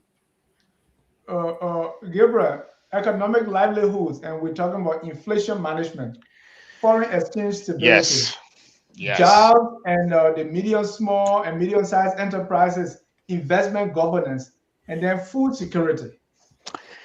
Yes, and I think we can do a whole segment on this whole question. If we can, but let me see if I can piece it apart. Now, on the inflation management, I believe this current administration is doing pretty well. In terms of by setting up the vice president to say, go tell them to bring the price down. No, and again, this is why I want to be fair too. And sometimes with them, you don't want to be, when you're fair to them, they kind of come and bash you for no reason, right? The current economic policy that is this administration is benefiting from was set for by the previous central bank government, right? Even though I want to give credit to Bill Samoa, right? When he came in, he reduced the lending rate, right? So it makes things a little bit affordable, right? So the inflation is under management there, right? The same thing goes with the exchange rate, right? It was, I believe, the last I was in Liberia was in March. It was 189 to 190. I believe it's at 177 right now as we speak. So there's a little bit of stability there, right? On that aspect. The part that I believe has been a sticking point for every administration, even dating back to Charles Tiller, Ellen, we are right. It's the inability to really understand what job creation means. I don't think any administration understand that task. That in order for you to succeed, to broaden your tax base, you have to create jobs. You have to make it easy for people to register businesses, right? You have to, again, what we were talking about, for people to be able to pledge collateral. I should be able to take my land and bring it to the bank to get money for it, to build on it, or take the money to start a business, right? And if I take that land, the bank should be able to go and say, this land belonged to Dennis Jha, or this land belonged to Pastor Salif, and he's bought it since this such and such and such time. We don't have those basic systems, right? This is why no government is able to create jobs. So we are lacking extensively in that area, and no government has been able to come in to say, let's build a countrywide collateral systems. We do that here in America. Perfect example. I always like to use this. If you tell me the name of your company right now, what state is in, right? I am able to go on the Secretary of State of that state, right? And tell you, Dennis, when that business was registered, right? Whether you're tax compliant, one, but most importantly, if there's anybody that has a lien on your business, meaning you borrow money from somebody and you pledge your asset, either your house or anything, it will show up on that Secretary of State. These are public information, right? This is a basic system. We can set that up as well, and we haven't done that, right? Now let's go to the investment governance and food security. I said this earlier during the show, and I always like to give example. You see Ireland, right? When Ireland was struggling, they did exactly what I expected the investment commission to do. They put out a roadshow, right? Pretty much on the road, right? What we call the double Dutch sandwich, to attract the likes of Google and all of the tech giants.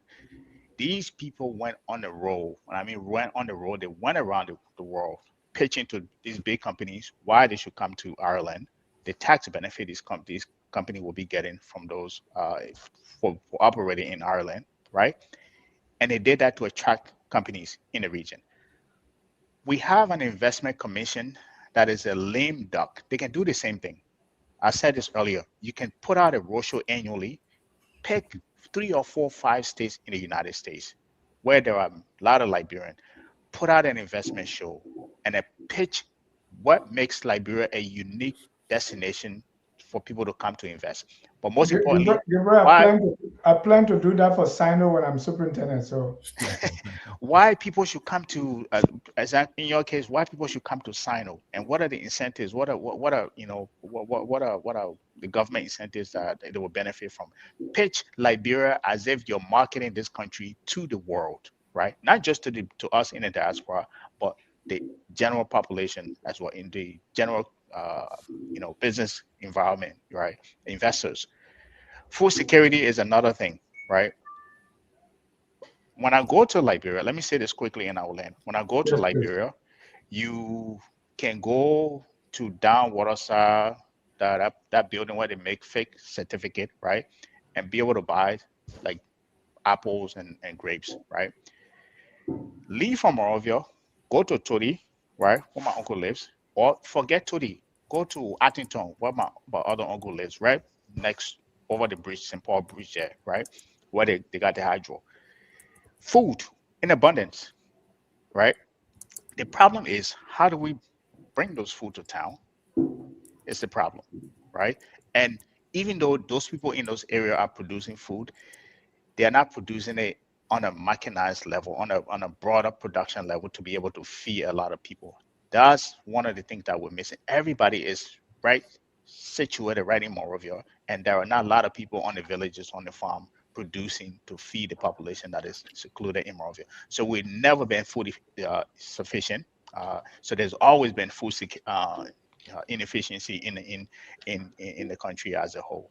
But we do have the ability to be able to feed ourselves. So for me, in this area, given the inflation, they're doing well on inflation. They're doing well on the FX stability. The job, we can't account for anything. The government investment, there is none. I will leave it at maybe at 3 to just be fair. From 1 to 5, I'll leave it at 3. Pastor Salif. All right, economic and livelihood, inflation, the FX stability, jobs and MSMEs, investment, governance, food security. That's These are the serious. That's the whole foreign exchange stability, and then we have the medium, small, and medium-sized enterprises. Yes, I know the MSME, investment, governance, food security. These are serious. This is the whole economic backbone of the country. But watch this. According to the World Bank, in early 2000, in early 2025, Liberia averaged on inflation at 11.8%. Okay, on the average. That's how we began 2025. Fast forward to December 31st, 2025, the government had tried to bring it down to 5.6%. Okay, in August. I don't know where it's at now in December, but August it was at 5.6%. I think somebody that's huge. Yes, that's an astronomical decrease. Somebody even gave that same rate in the inflation here in the chat. So that's good. But you see, it's not just about inflation. At the wealth of every country, there are metrics that we use to calculate those. And one of the two simplest forms are the GDP, the gross domestic product, and the GNP, the gross national product. Now, when it comes to the GNP, the gross national product, it means everybody in the country is supposed to be doing well, supposed to be doing something, because that's why it's the national, the total population of the people will use that to calculate. When you have a country where the unemployment is so high, government is the only source, not only, but the only major source of employment, then that's a problem. There's no private sector. Okay, that's why everybody running into the public sector. Then as you go to Liberia, you see young people, able-bodied people, they just roam. They just sit in front of their houses. They just talk. Nobody doing anything. So how can we raise our GDP? How can we raise our GNP? So that is troubling. And then all these things, they have their own attendant consequences. So crimes, inflation go with crimes and all kinds of things. So people on drugs, they got nothing to look up to when they wake up in the morning. There's nowhere to go. The young ladies, they just all over the place, trying to, get any call up. So it's the fallouts are just numerous. And so economically, we're not really doing well. While we're fighting inflation and doing anything, it's not there is no social economic impact on the livelihood of the people. The people can't eat.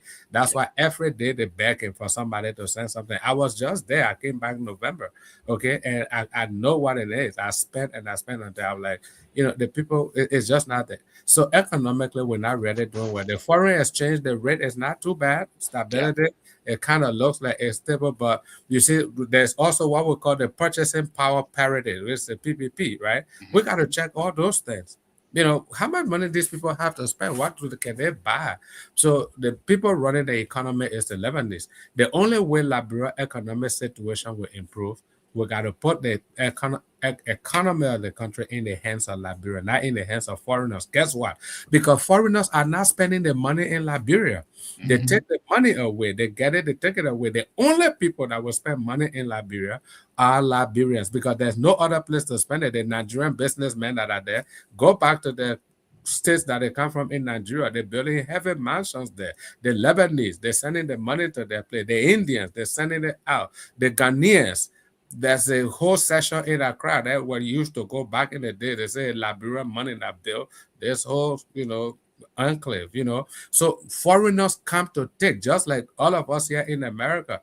Yes, we take care of our family, but everybody here hustling and taking back to their own countries. So you cannot build a stable economy in a country when the owners of that country are not in charge of the economy. That's where the Bouaga administration and subsequent administration have to do their best to say, you know what, for a longevity of life, for a better livelihood for our people, we have to reinvent this wheel by trying to put this economy back into the hands of Liberians. And that's what I said. Thank- The government can create some incentives, attract the diaspora Liberians that can go back home and set up factories, set up businesses, production. We know everything is being imported. We can produce. But people need capital. There are so many factors of production, and one of those factors of production, again, it goes back to land. Land is a factor of production. You talk about capital. People don't have capital, but they have good ideas and dreams. So the government got to do better. So Cool. my grade on the economic situation, I gave the government a solid 2 on the average. I was thinking 4. Jimmy. Yes, Nah, this is a complex question. Okay, Yeah. inflation management. What gives rise to inflation? First of all, we have to consider that. And I know somebody like Gabriel and Dr. Olivier will appreciate when you are producing money, when you floating your currency on the market Yep. to cover various expenses, that is going to cause inflation. And apparently, this administration has been very cautious. You don't see them talking about printing money. And so it has found a way. I think the way our administration show them that if you do not, if you have these mop-up exercises, if you keep the circulation of local currency low, you will not have as much inflation. The other thing that gives rise to inflation is those goods that you produce, like iron ore, palm oil, whatever it is, if those things tend to drop on the international market, that adversely affects your exchange rate. Mhm. You will find inflation again taking place. So they look at a government, they have been trying their best to control inflation to a degree. But when we talk about investment, I agree with what Dr. Salif just said, that our people, our economy is in the control specifically of Lebanese nationals. But that doesn't stop investment in the country. What will encourage investment in the country? You need investment to open up jobs. You need investment to open up industries. As you open up industries, Happy New Year. yeah, jobs start opening up. So you need investment. But will encourage people to invest in Liberia? The rule of law. If investors know, if I put $5 million in this Liberian economy, and things start going sour, and I've tried to get redress in the court, I will be justifiably awarded, and I will not be cheated. So the rule of law is very significant to encourage the kind of investment we need. And that is why the investment in the rule of law is crucial to bringing investments in the country. I remember a few years ago when I first went back to Liberia, the first thing a very wealthy Lebanese young man told me, he said, "My man, the only thing I see here, if we could get our money, if we do, they wouldn't swindle our money. If we could invest our money and we get and something goes wrong, if we can get justified judicial redress, it would be all right." So one of the things that has to be done is we have to improve our justice system.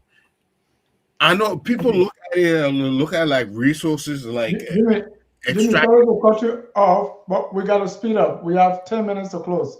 yeah. So I'm saying we need to address the rule of law in the country. The rule of law will bring investors. Not the fact that we have a lot of foreign investment, but let's improve the rule of law in the country, and you will find out more and more industries will start opening up in the country, more and more jobs will be created. I agree. That is the way Thank you. I would approach it if I So- wanted to increase. And I so agree. my grade, Mhm. I will give them, because they mean managing inflation, I will give them a 3. It's Good fair enough. job. Okay. All right. Fair enough. Yeah.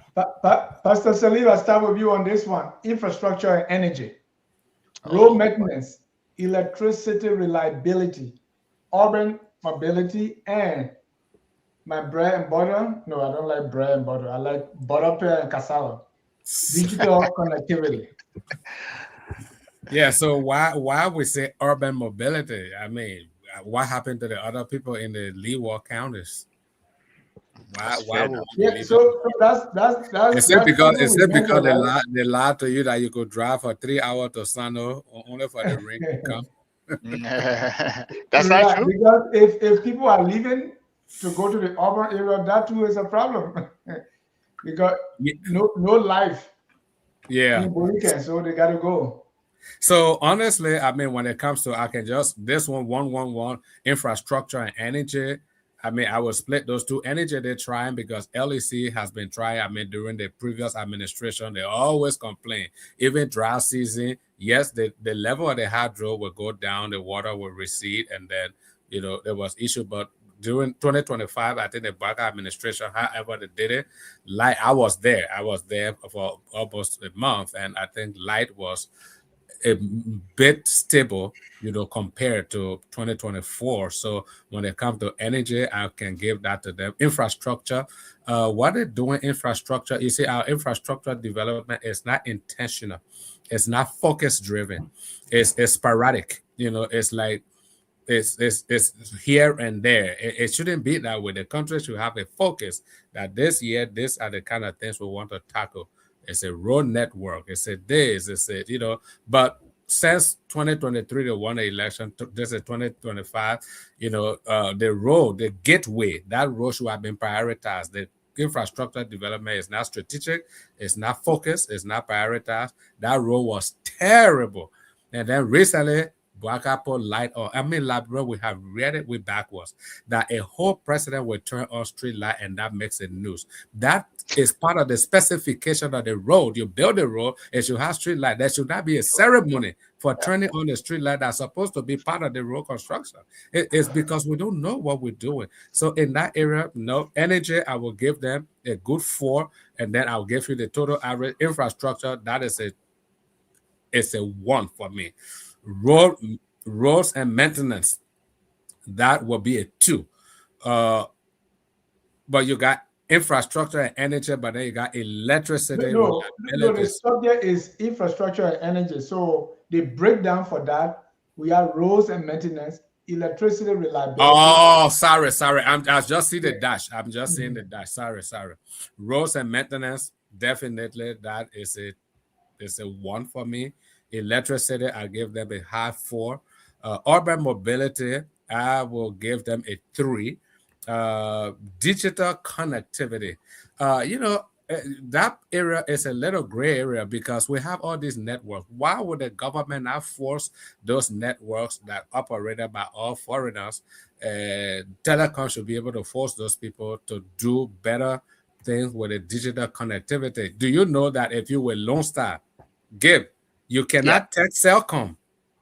How they call? I don't know whether it's still Cellcom or one other name. The one with the orange. Right. Orange cannot text Lone Star in the same country. Which is 2 wild. networks. You cannot text each other. That is unheard of. It's unacceptable. So that means something is wrong. Meanwhile, we're repairing Patrick Honda generator in his house. We're putting gas in his generator in his house. We're putting gas in his car.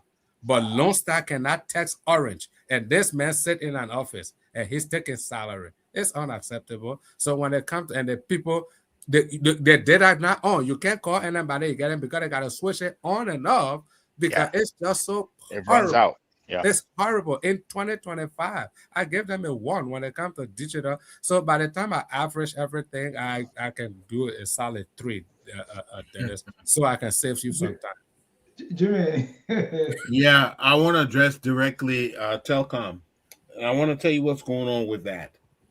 When you have different companies, Yes. like Orange and Lone Star, or Verizon and AT&T and T-Mobile, what they have to establish is what they call portability. You have to be able to port to transfer a call from one network to the other, and that is established by um, putting together, concocting rules of exchanges. And once those rules are in place, then you can exchange. Now, those things should have been done, because just the other day we were talking about And don't allowing. forget, Jimmy, it can be done through government regulation. Let's add that Yes. in there. Yeah. So, because you're making it Absolutely. to sound like it is the companies themselves that would do it for themselves. It's the Okay, government that forces them to do it. that's right. The government can require that the interoperability of these companies, they can require it. And if they, and the stronger the government regulations are, the more you will have the interoperability. But you have to show these companies how they will benefit from it. The other day we are talking about communicating with foreign countries. If they can do that, if they can make calls to Sierra Leone, if they can make calls to Guinea and Ghana, how come they can't just make calls to collaborating phone companies within the country?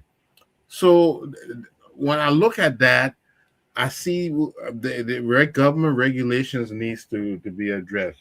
But when it comes to energy in the country, yes, we've seen an improvement with the power, and we see it's much more available.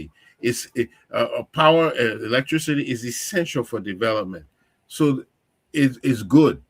I also see road connectivity. We're talking about infrastructure. One of the things in infrastructure, you're talking about roads, Yeah. and roads are fundamental for getting people to market, for opening up the country, for providing the various economic activities in the country. So the fact that they're focusing on building roads, the facts that they are focusing on more availability of energy and whatnot, these are the positive things that this administration is doing. Okay, and we have to give them the props for that, because that way we will expect to see more in the future. But I would not. It's not enough. We still need to do more. So what needs to be focused on is our digital transformation in the country. I went back home in So 2018. what would be your grade? My grade, my grade, I will get him a 3. 3. That takes us to our last indicator for the night.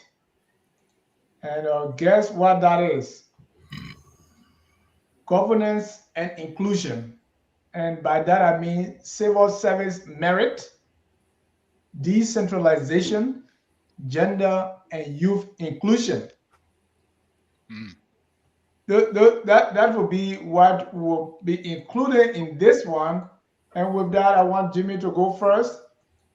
By governance and inclusion, our man, FOL democracy analyst Josiah Jokai is at civil service. So civil service merit, decentralization, which is at the heart of our man Thomas Cannon, then gender and youth inclusion in government. Okay.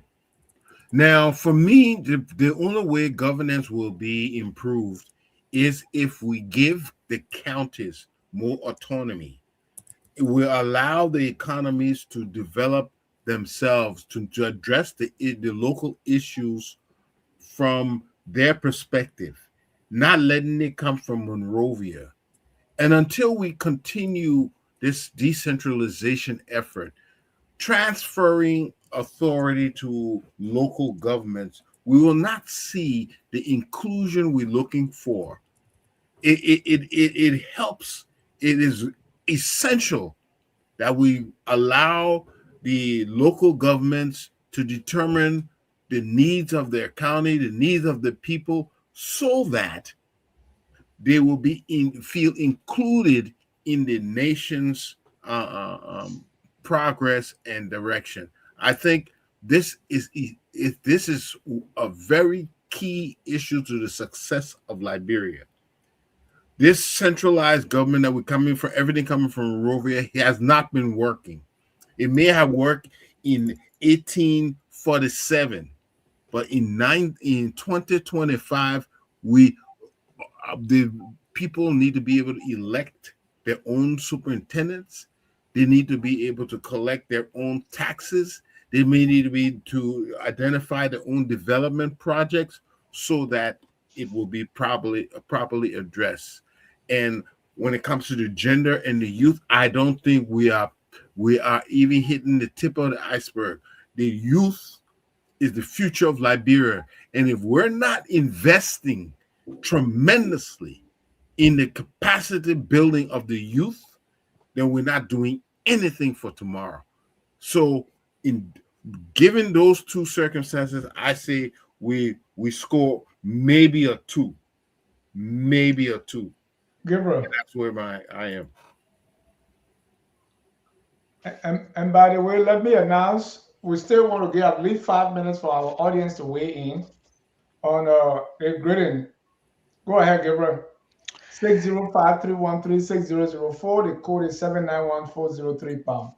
So, Gabriel, we are talking about governance and inclusion, and by that, civil service merit, Yes, decentralization, gender, and youth inclusion. the civil servant merits, I don't know a lot about. I heard Josiah has been doing a good job um, in that area. But what I want to talk about more is the decentralization and the gender and youth inclusion.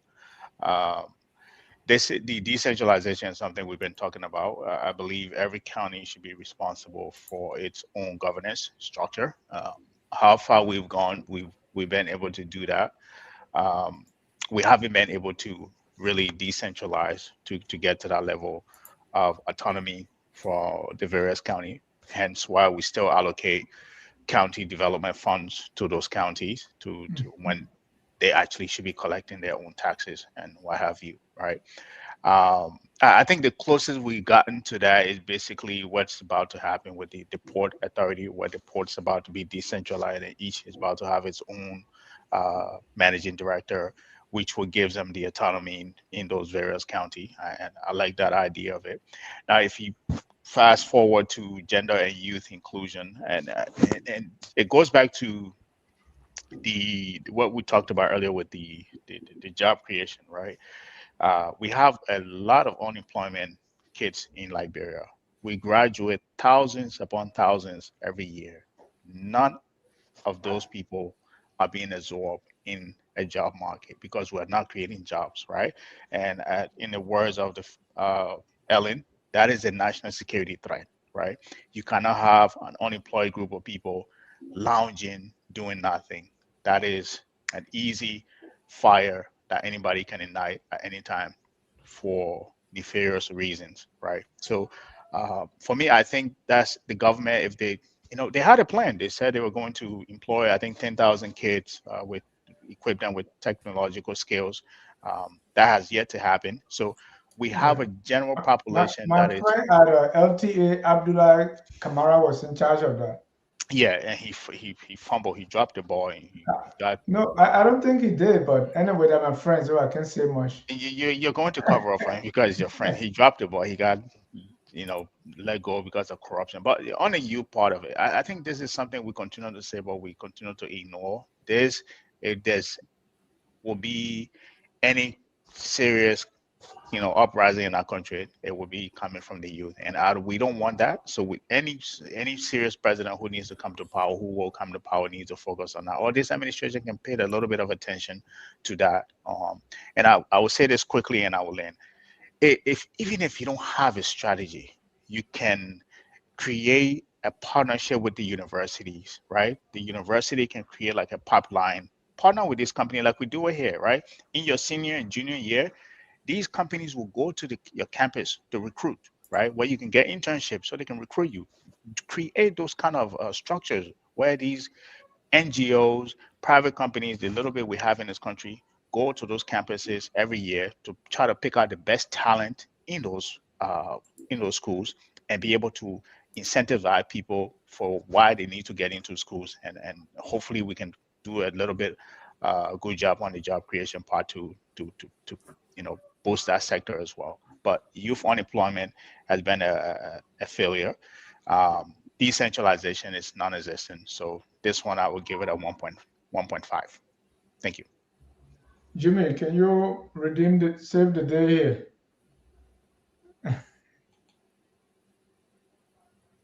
You're muted.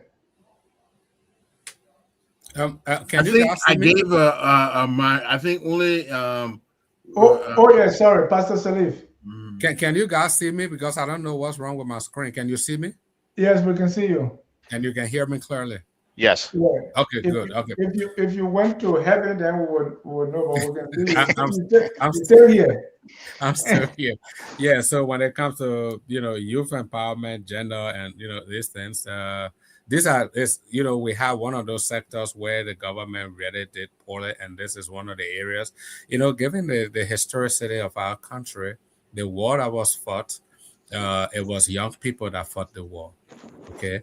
And today, the current population of Liberia is still a youthful population, up to 64% youthful. So any sound government, any sane government will want to note that we need to invest in these young people, because that is the population, that is the future of the country. Here in America, there are certain industries, the electrical industries and other industries, the people that run it, they're all aging. And so what they're doing, they're recruiting young people, to come and take over, because these people are looking into the future. In Liberia, it's like nobody thinks, nobody cares about anything. Like Joseph Waka is 81, and he thinks he will still run another 2 terms.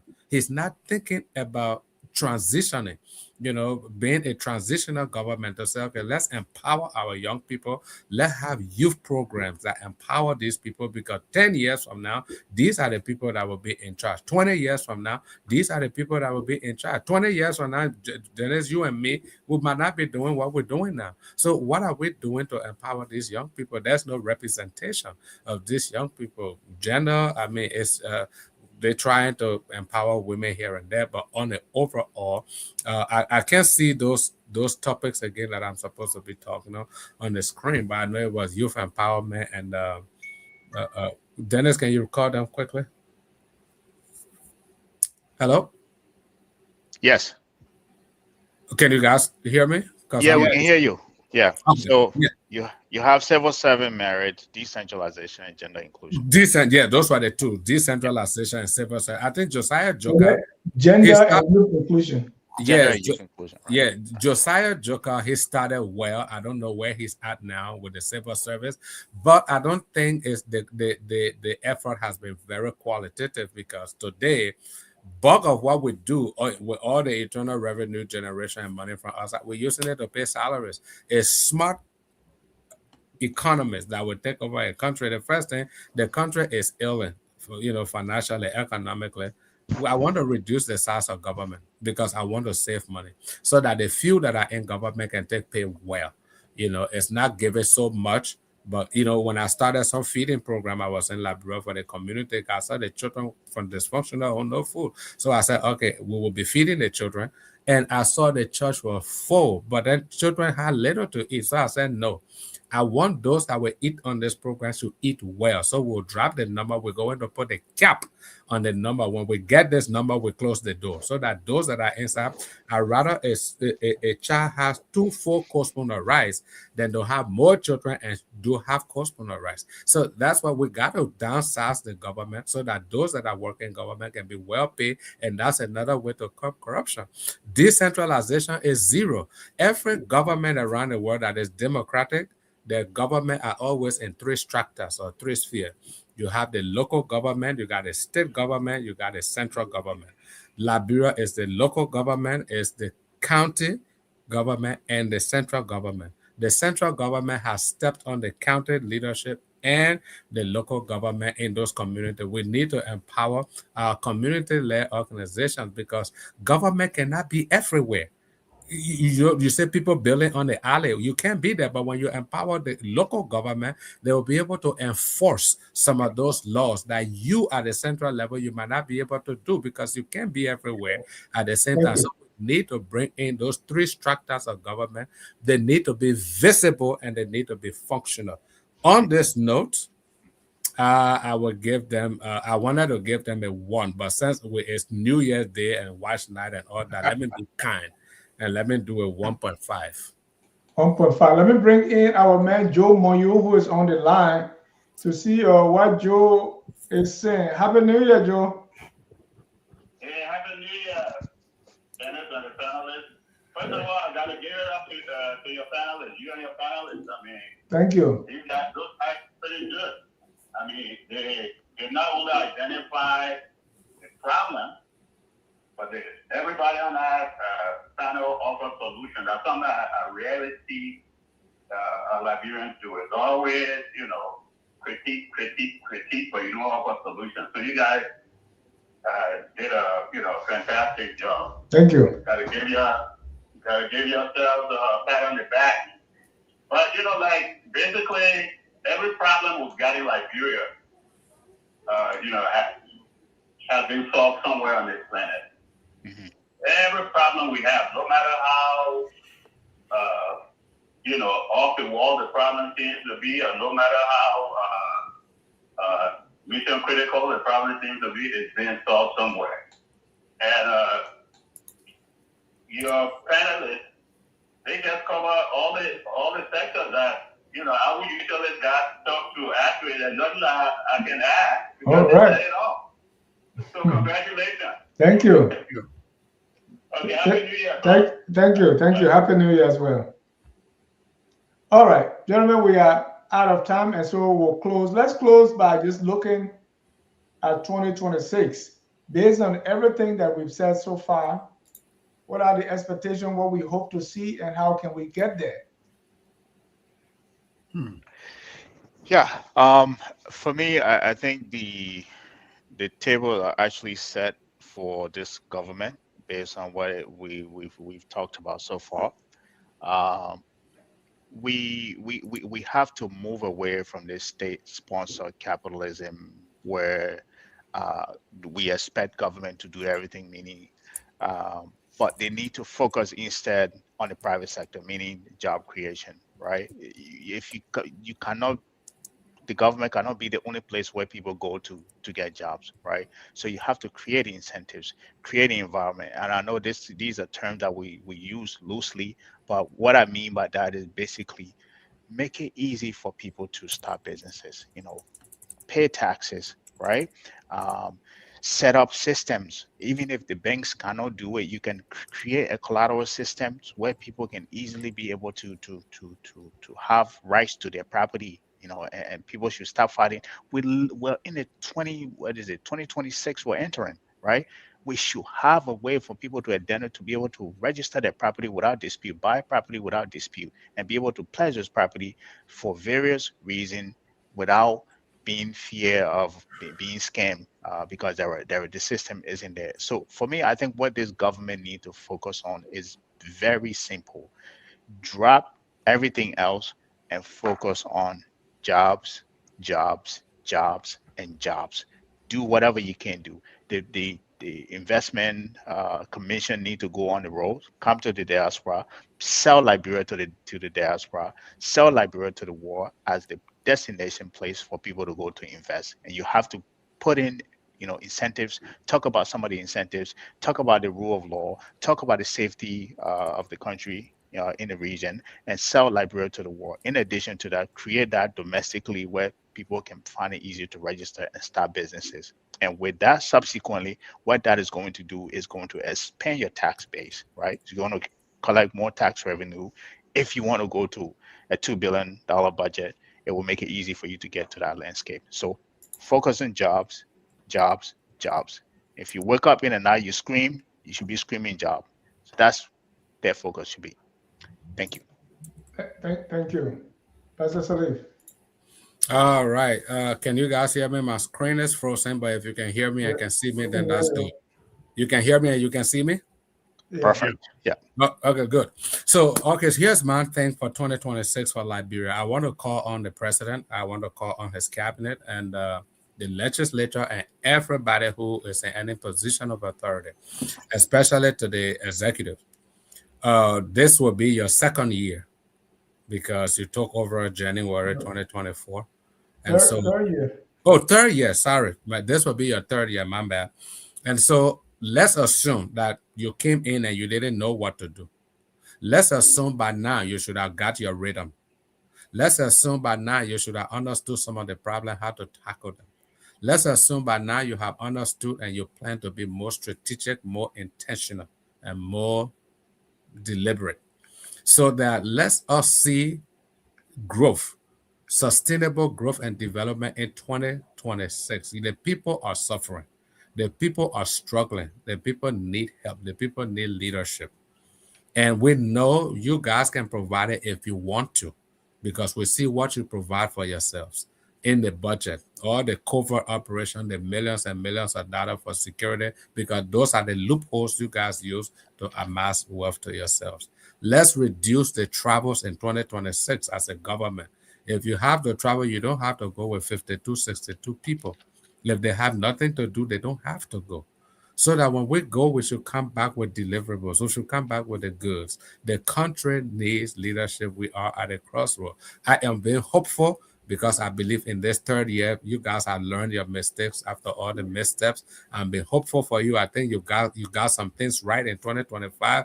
There are some things to be improved upon. Let us put in the work for our people, not for ourselves. True leadership is about taking care of your people and not taking care of yourself. Let it be a sacrificial leadership. Let it be a servant leadership. Let it be leadership, a visionary leadership. That's what we want. And before you know it, Boaka, please work for posterity. Don't work for prosperity. You don't need prosperity now. You need posterity. Posterity is what you leave behind for generations unborn. Work for that. Create a legacy for yourself so that you can have a positive remembrance in Liberia. Use your time well. Thank you. That's why and thanks. Focus on Liberia. Let us do more. Let us put in more time. Let us put in more quality programming. Thanks to Denija and Sonny and all our contributors that make our FOL family. Let's put in the work and let's take FOL to greater heights in 2026. Thanks, Dennis. Jimmy. Yeah, quickly, I would just say there are two things. One, what you expect the administration to do, and one, what you wish or hope they will do. What I expect them to do, from all indications, is to rely on foreign investment coming in to extract resources and conduct various enterprises that will be moderate in changing the trajectory of our economy. That's what I expect. I don't expect something very unique and dynamic to happen. Just more trying to get loans and these type of loans that has characterized Liberia since 1847. What I hope to see is that we grip the bull by the horn and invest in our youth and provide them the capacity they need. I believe once we equip them with the skills that is necessary to launch them into the digital era, we will see them flourish. But until we start investing in our youth and putting our local talent to challenge, we will just be living on loans, as was depicted. You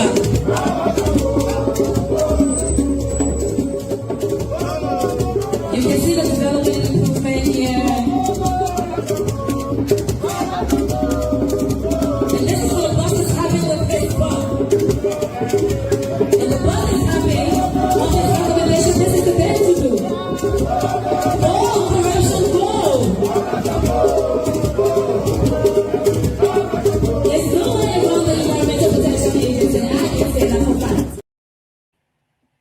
But for corruption to go, it will take a little more than the song. On that note, we say Happy New Year. Thank you, all gentlemen, for the joining of 2025. All of you that have worked with us, that have watched us, and that have been here so that we can be the focus on Liberia that you all want us to be.